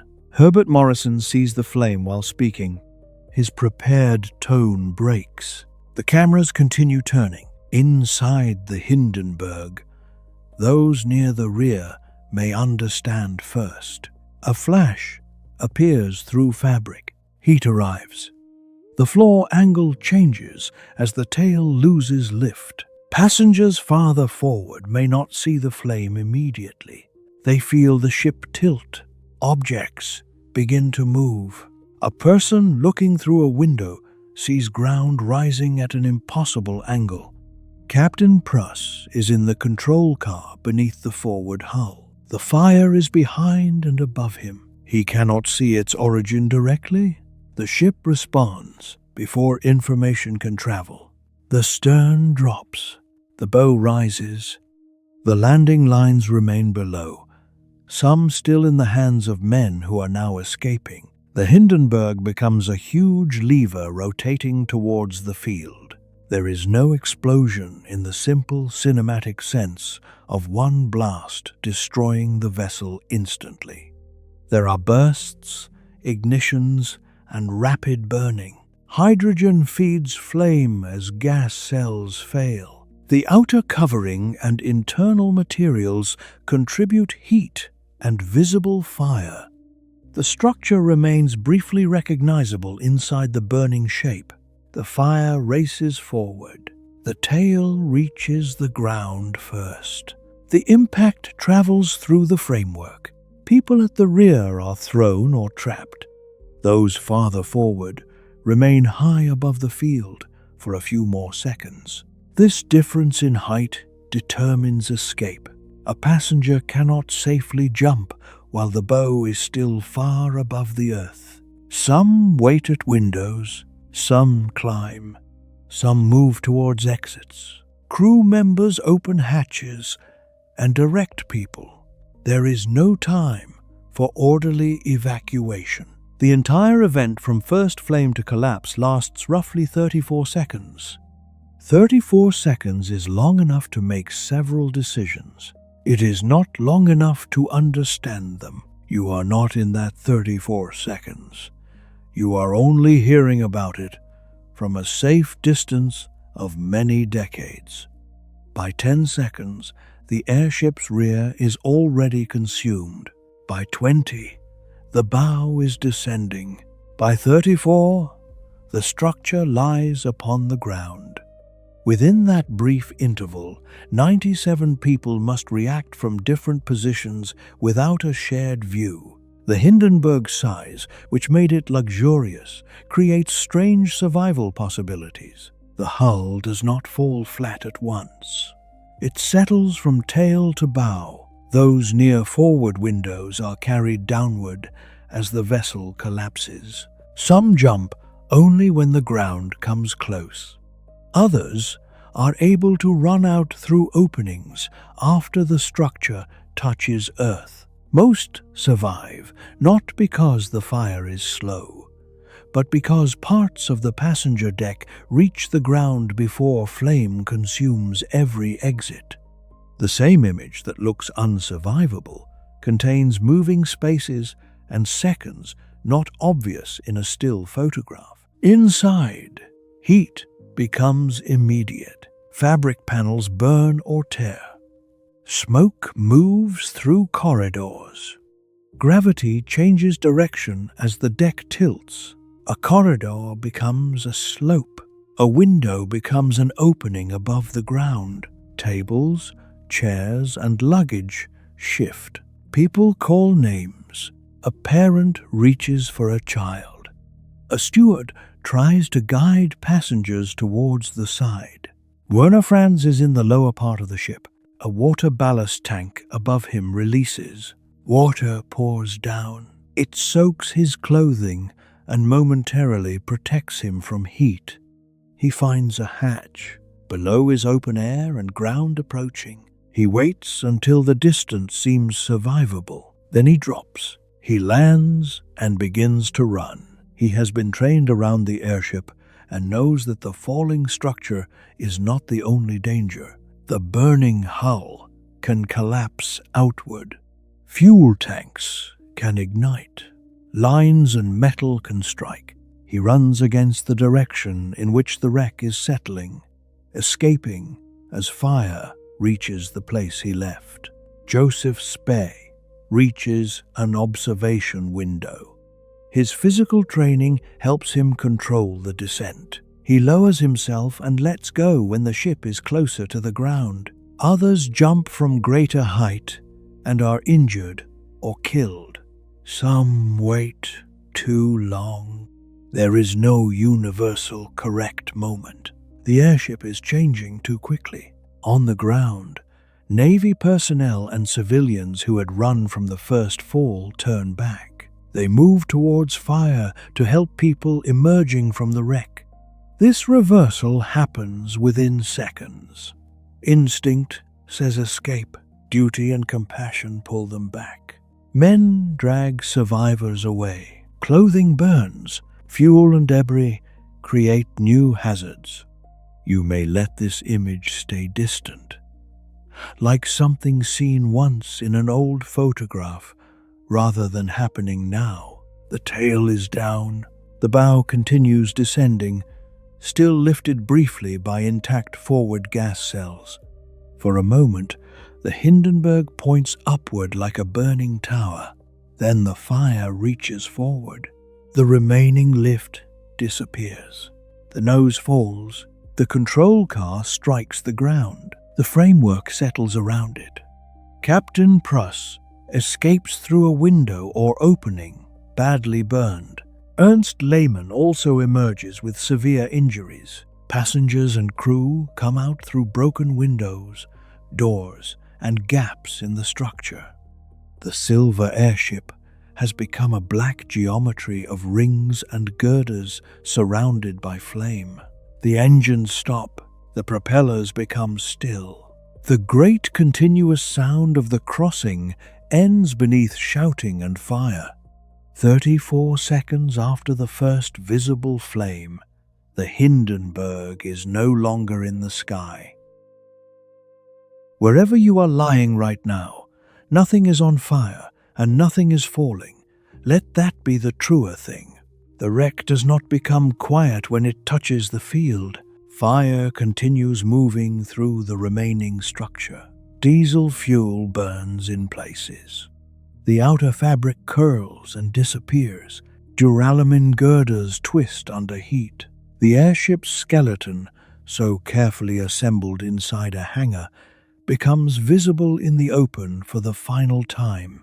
Ground crew members run towards openings. Some survivors emerge, walking. Others are carried. A person may appear uninjured and then collapse from burns, smoke, or shock. The rescue has no organized beginning because the accident creates its own urgency. Men use hands, blankets, and whatever is close. Vehicles approach. Medical personnel prepare to receive casualties. The field that had been arranged for a landing becomes a hospital and a secure disaster site. Herbert Morrison's voice continues for part of the event. He describes the ship falling, then struggles to continue. His words are not polished. They are the sound of a person discovering that language is too slow. The phrase later remembered most is brief. "Oh, the humanity." It becomes attached to the disaster because it expresses more than technical description. The Hindenburg is not only metal and gas. People are inside. Morrison's recording captures the exact moment spectacle becomes grief. The newsreel cameras also continue. Some operators lower their equipment only after filming the fire. Others keep the ship framed. Their work creates images that will be replayed again and again. The films make the accident seem almost inevitable because every viewing begins with knowledge of the ending. On the field, no one has that distance. A rescuer enters smoke without knowing whether another section will collapse. A survivor looks for family. An officer tries to account for crew. A passenger who has escaped may turn back towards the fire because someone else has not appeared. The donor family is separated in the confusion. Mathilde Donor and two sons escape. Hermann Donor and their daughter Irene do not survive.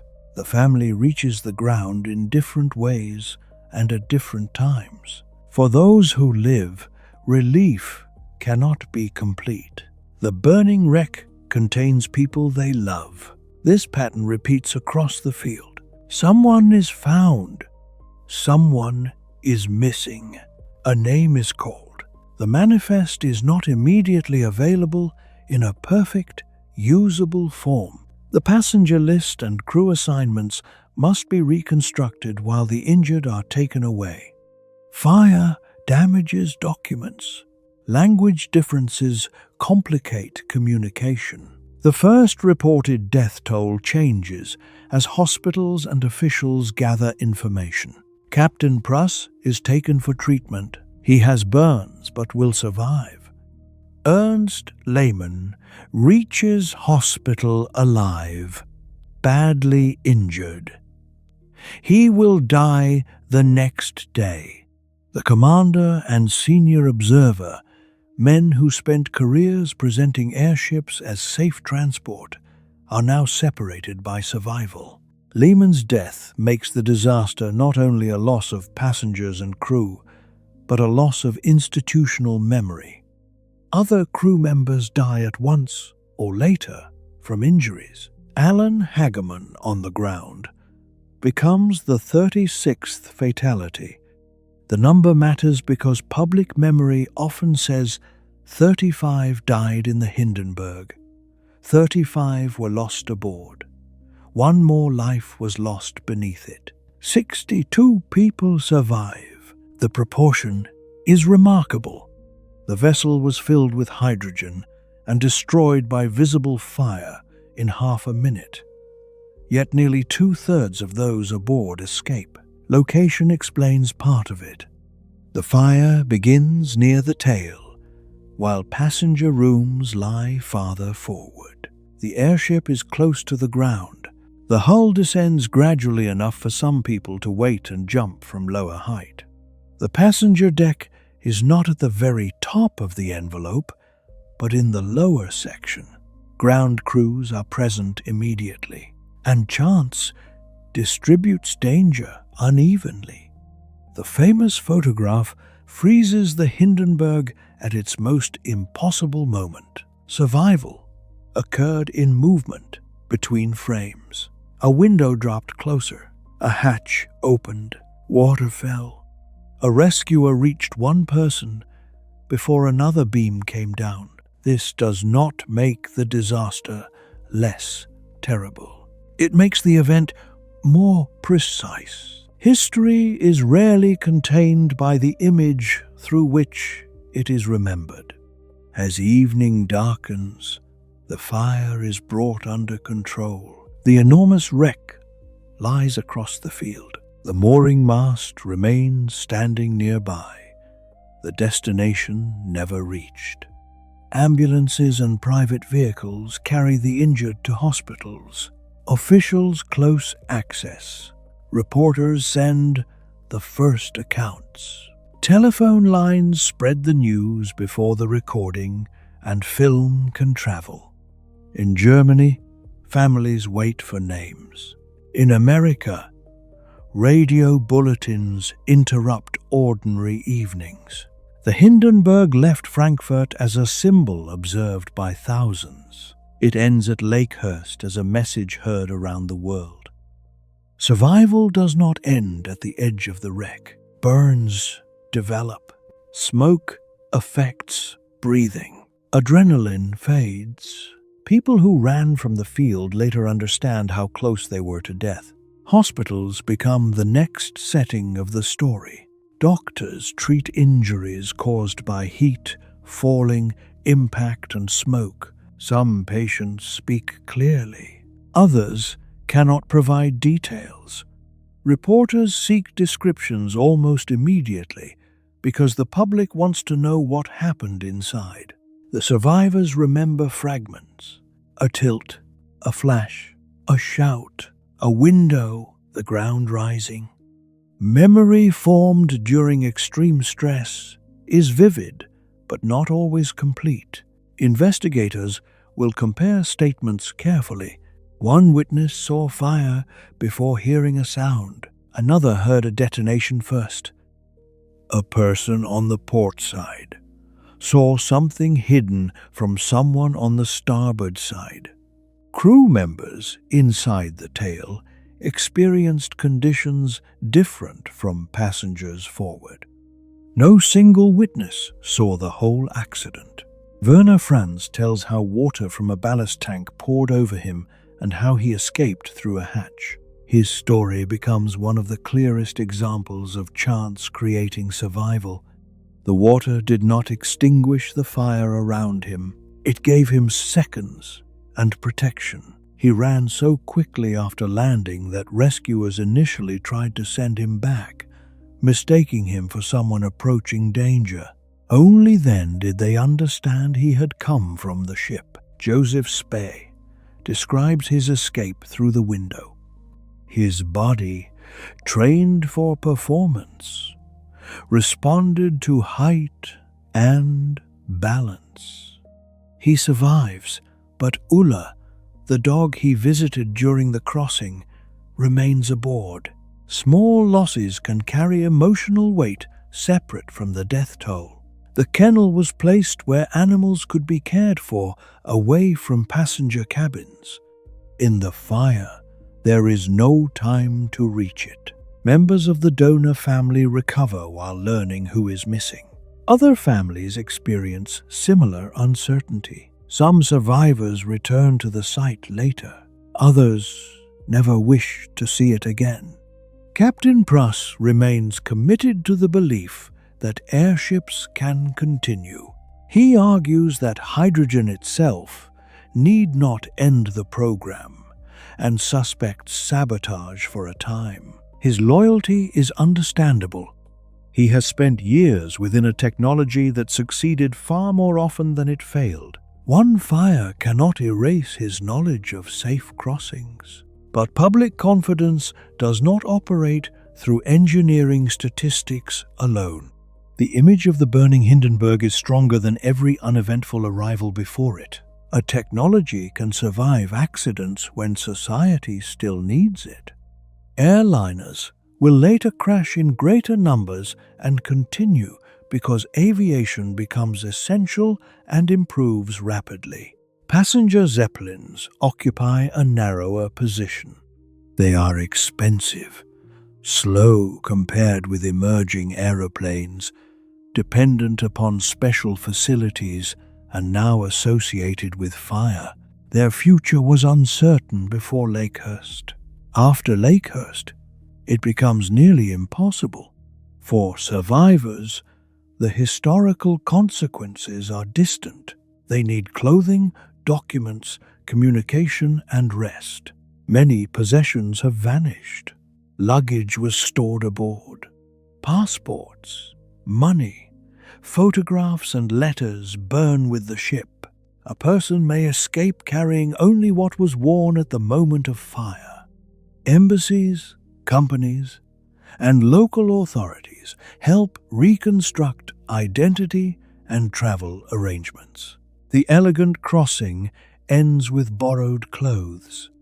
This movement from luxury to basic need is one of disaster's quiet transformations. A passenger who dined beside an observation window now needs a blanket. A captain who commanded the largest aircraft in the world lies in a hospital bed. The scale of the machine no longer matters. Only the body does. Herbert Morrison's recording is taken from the field after the accident. The lacquer discs have captured his voice, but the report is not yet public. It must be transported and broadcast. The next day, listeners hear the event through radio. The recording is unusual because networks generally avoid airing recorded material in ordinary news coverage, preferring live broadcasts or studio reports. The power of the Hindenburg account helps make an exception. Morrison's voice rises unnaturally high at moments because the recording equipment runs at a slightly different speed during playback. But the emotion is genuine. He begins as a professional observer.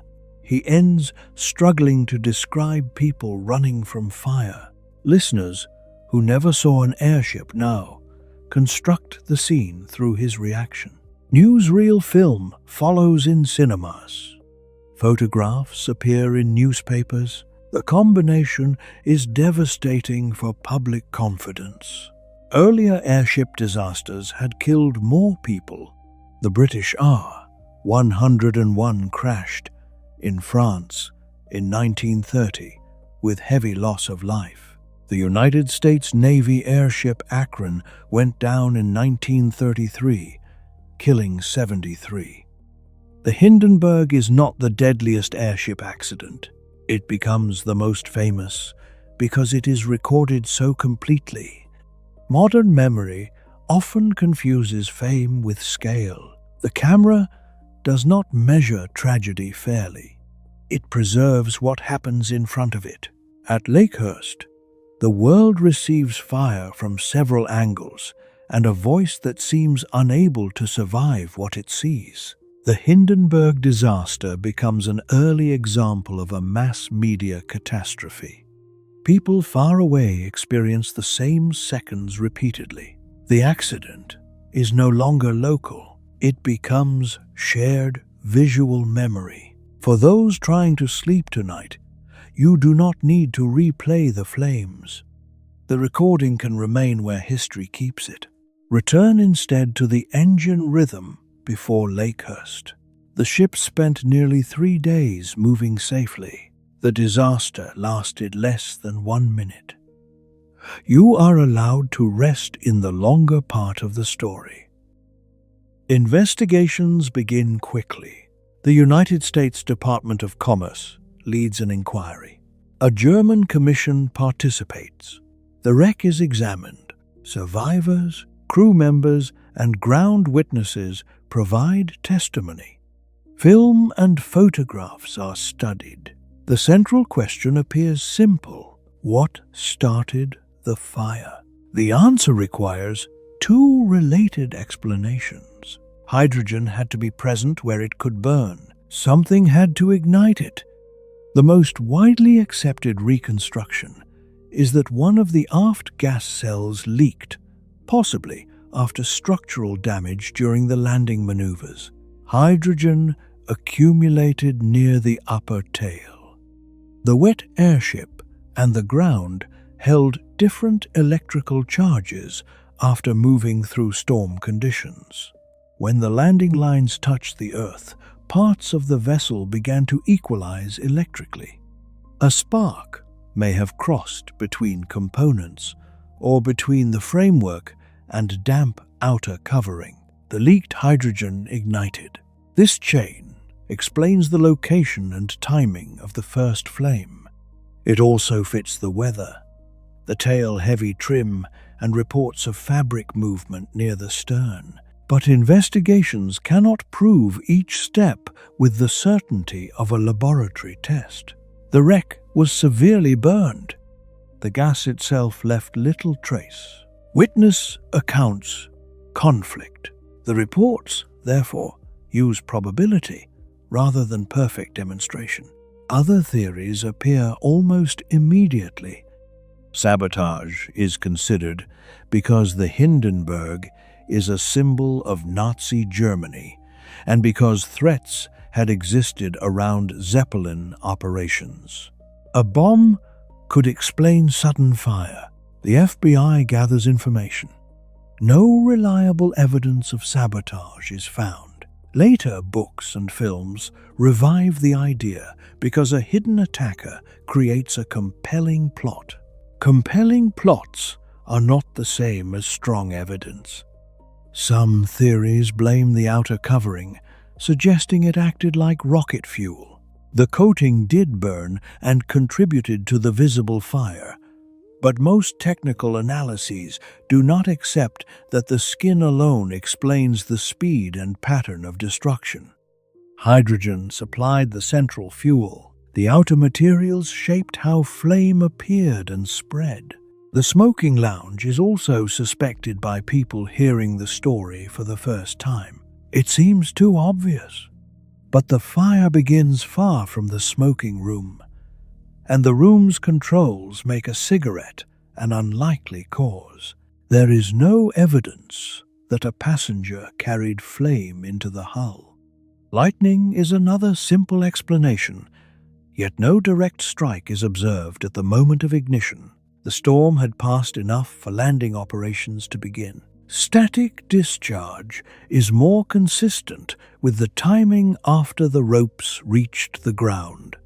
The official American and German findings broadly converge upon accidental ignition of leaking hydrogen, most likely through electrical discharge. They differ in emphasis and acknowledge uncertainty. This remains the responsible conclusion. The exact broken wire, gap, or spark may never be identified. Uncertainty attracts mystery. Mystery attracts confident stories.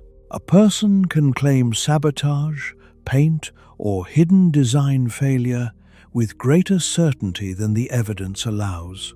The more honest history accepts a likely chain and a remaining space of doubt. The Hindenburg was designed for helium. Hydrogen was used because helium was unavailable. If the cells had contained helium, the leak would not have produced this fire. That does not mean every other danger would have vanished. The ship could still have suffered structural damage, weather problems, or a hard landing. But the specific catastrophe at Lakehurst depended upon a flammable lifting gas.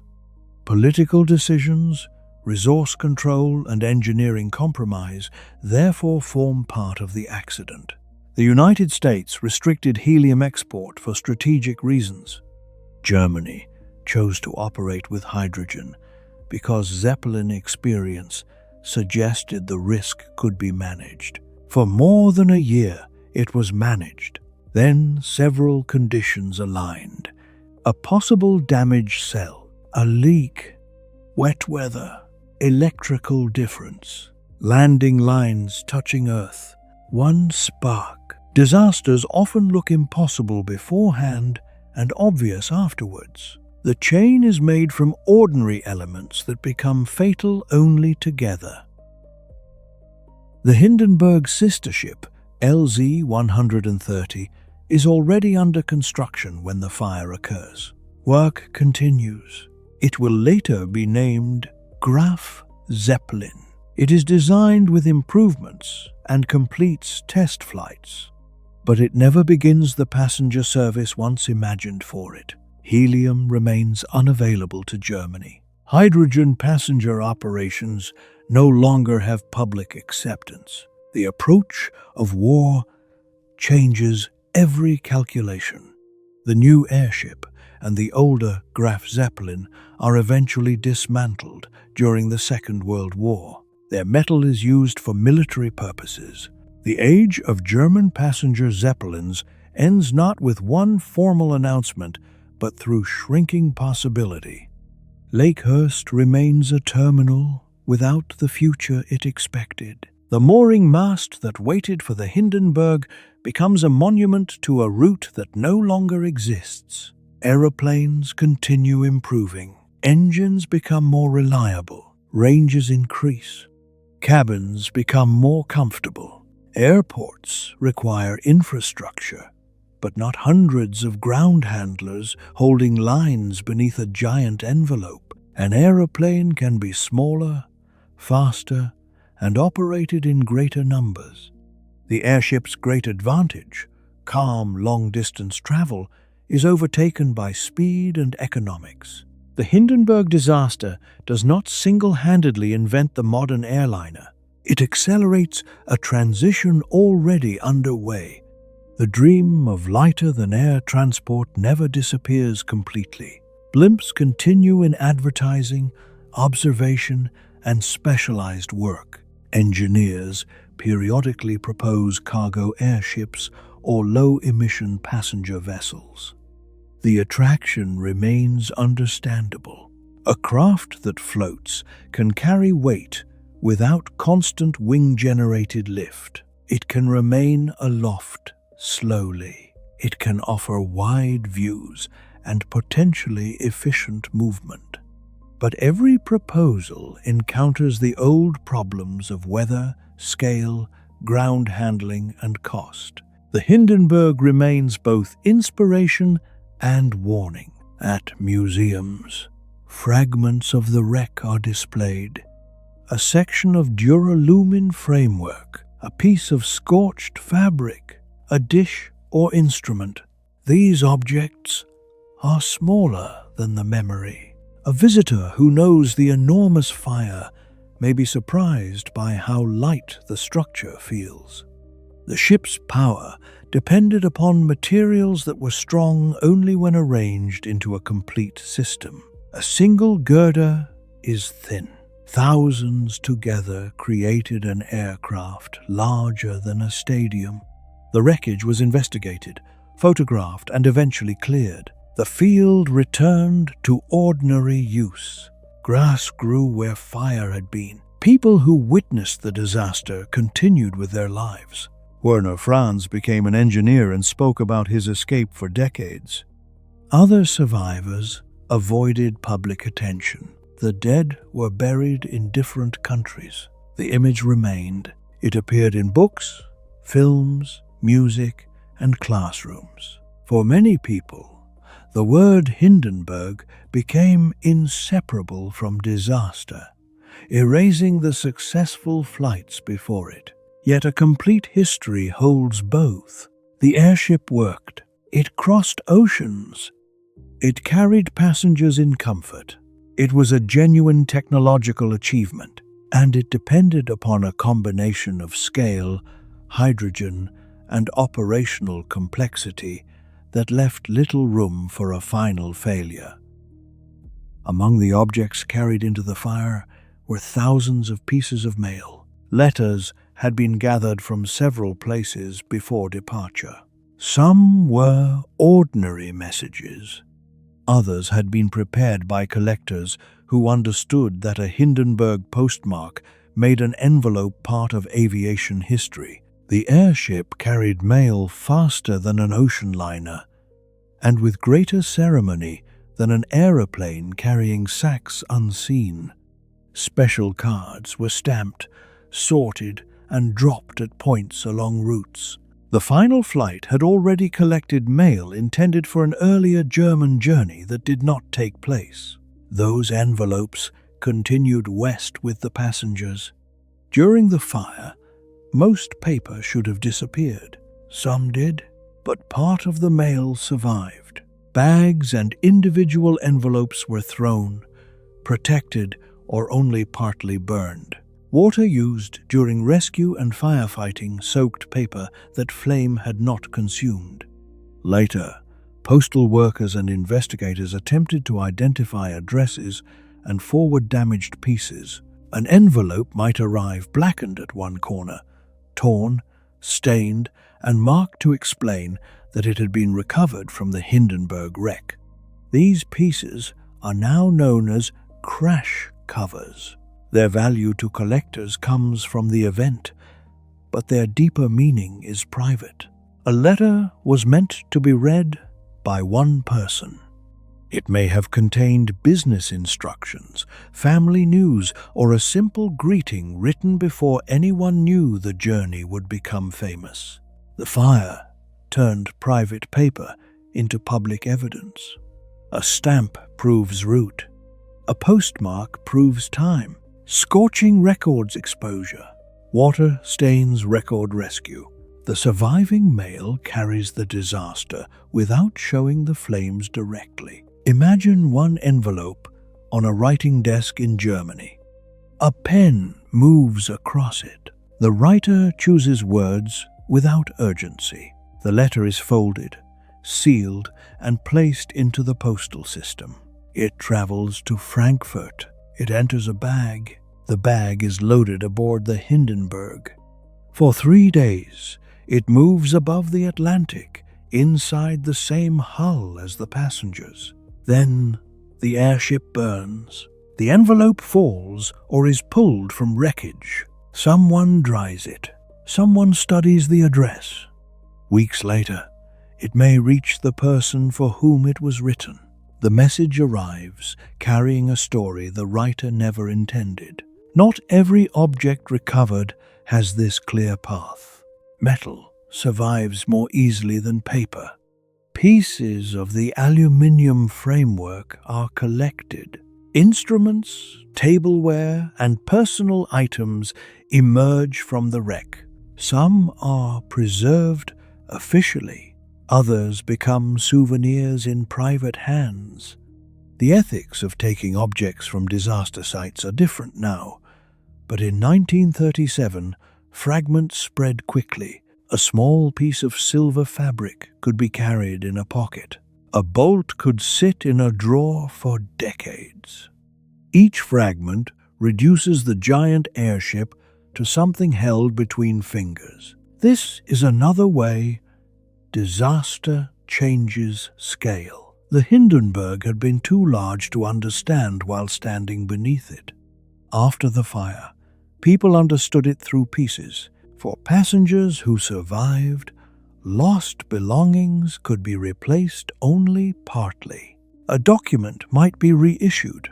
Money might be provided. A family photograph could not be reconstructed. The practical loss was mixed with the knowledge that possessions had vanished beside people. A survivor might hesitate to ask about luggage when others were waiting for names from hospitals. Yet ordinary objects matter after trauma because they connect life before and after. Clothes, letters, and photographs say that the person who escaped was traveling towards a future. The fire interrupts that continuity. The crash covers and recovered objects preserve it in fragments. You do not need to hold each fragment tonight. Let the letters continue to their addresses. Let the damaged envelopes close again. The story has carried them far enough. While the Hindenburg crossed west, another group of travelers prepared to cross east. The return flight from Lakehurst was fully booked. Passengers expected a faster journey towards Europe, helped by prevailing winds. They had purchased the same promise of calm speed. Some were already in the region. Others were traveling towards New Jersey with tickets, documents, and luggage. Their story contains no fire aboard the ship because they never enter it. They experience the disaster through delay, rumor, and cancellation. A person planning to board may first hear that the arrival is late. Thunderstorms have slowed the landing. The inconvenience seems temporary. Then telephones ring. Radio reports change tone. The Hindenburg has caught fire. At first, information is confused. The vessel may be damaged, but not destroyed. Casualty numbers are uncertain.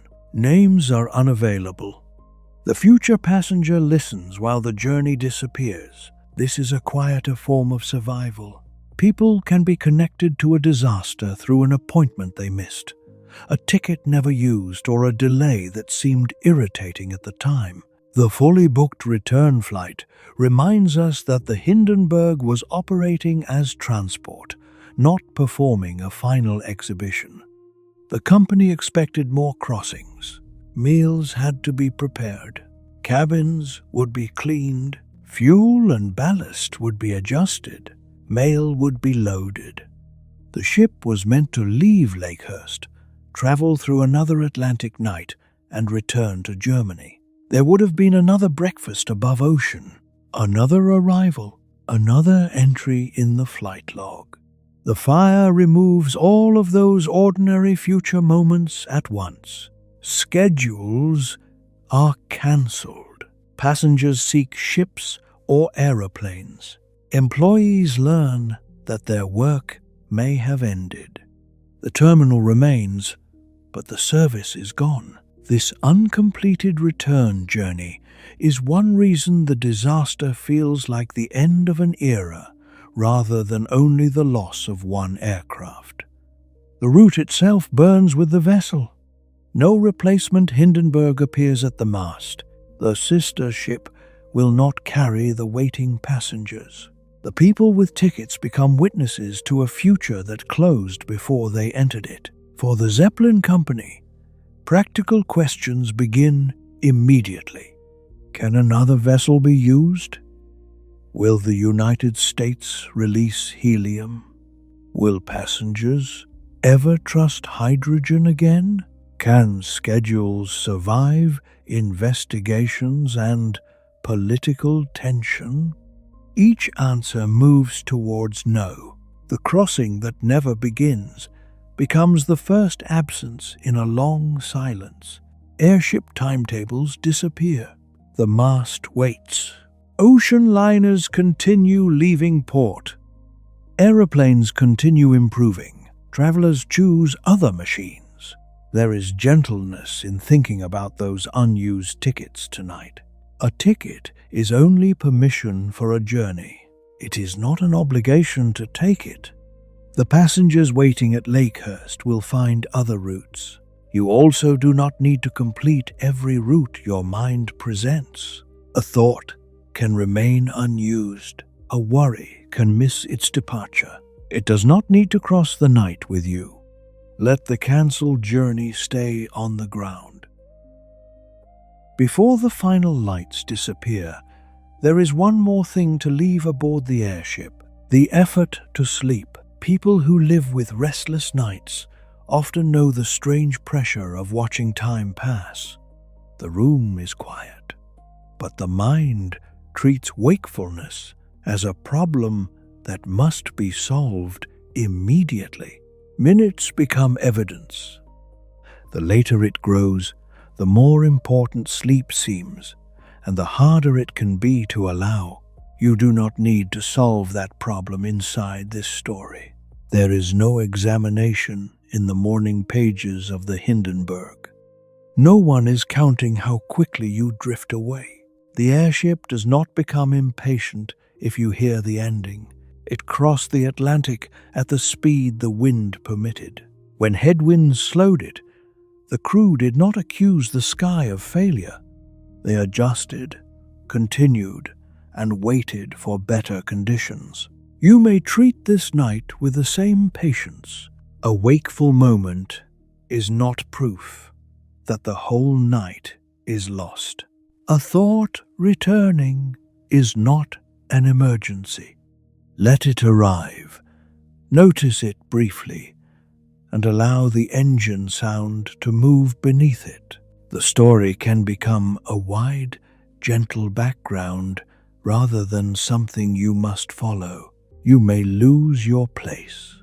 You may hear a name without remembering who it belongs to. You may wake after several paragraphs and realize that the airship has traveled without you. That is exactly all right. The purpose is not to remember every room, date, or passenger. The purpose is to give the mind somewhere calm enough that it no longer needs to patrol everything else. Notice the imagined bunk beneath you, not the size of it, only the support. Notice the darkness beyond the cabin wall, not as emptiness, but as space in which nothing is asking for you. Far outside, the engines continue at a low, unchanging rate. They do not hurry when you are awake. They do not slow when you begin to sleep. The rhythm remains available either way. If rest comes gradually, let it be gradual. If it arrives all at once, let the next sentence pass unheard. And if tonight remains difficult, you have still spent this time without chasing every thought alone. The Hindenburg has carried part of the distance. For these final moments, place every unfinished task in the empty return cabin. Close the light door. Leave the list on the small desk. There will be time for the ground tomorrow. Tonight belongs only to the quiet part of the crossing. The landing field is empty now, not empty in history, only quiet. The cameras have been removed. The ground crew has gone. The mooring lines lie still. Where the Hindenburg rested in fire, night settles over New Jersey. Far above, cloud continues moving without attention. The Atlantic lies to the east, the route back to Europe untraveled. The passengers who had booked the return flight will find other ways home. Letters will arrive without the airship. Aeroplanes will eventually cross the same ocean in hours. The future does not stop. It changes vehicles. You have traveled inside the Hindenburg while it was more than its final image. You have seen the narrow cabin and the wide observation windows. You have heard the external engines through the hull. You have crossed against the wind. You have waited above thunderstorms. You have watched the landing field rise beneath the bow. And now you may leave the last 34 seconds behind. There is no reason to carry them into sleep. Let the airship return to the longer quiet of the crossing. Imagine it before Lakehurst, night above the Atlantic, a cabin light switched off, a book closed in the lounge, a cup removed from a table, the smoking room door sealed, an engine mechanic ending his watch, the propellers turning at an even rate through cold air. Below, no city and no field, only water too distant to make a sound. The Hindenburg moves west without urgency. If you are still awake, you are not behind. Sleep is not an arrival board. It does not become impossible because the expected hour passed. You do not have to chase it across the room. Remain where you are. Let the body be heavy. Let the story become less exact. Names can fade first. Max Pruss, Werner Franz, Lakehurst. Then dates can fade. Monday, Thursday, May. Then even the airship may lose its edges. The silver hull becomes only a slow shape in darkness. The windows become small, warm lights. The engines become a distant, regular sound. Nothing in the next moment needs your attention. Nothing is waiting for an answer. The ship will continue whether you follow or not. It can carry the final thoughts that have been circling. One by one, they may become smaller beneath the windows. A road, a roof, a light, then cloud. The cabin is quiet. The bunk supports your weight. The Atlantic is far below, and there is no need to stay awake for the landing. There is no need to notice the precise moment when listening becomes dreaming. Sleep rarely announces itself. It enters like cloud around the airship, removing distance first, then shape, then sound. One moment, the windows still hold an ocean. The next, there is only darkness and the faint idea of movement. Let the same change happen without supervision. You are not required to witness it. The body already understands how to become still. The breath already knows how to continue. The night does not need instructions. Allow the remaining words to become softer than meaning, as though they are heard from another cabin beyond a closed door. Nothing important will be missed. The journey is nearly over, and you may leave before it ends. Even now, nothing needs to be decided. The airship is no longer approaching a field, and no clock is asking you to arrive. Let the mattress take the weight your muscles have been holding. Let the room around you remain as it is.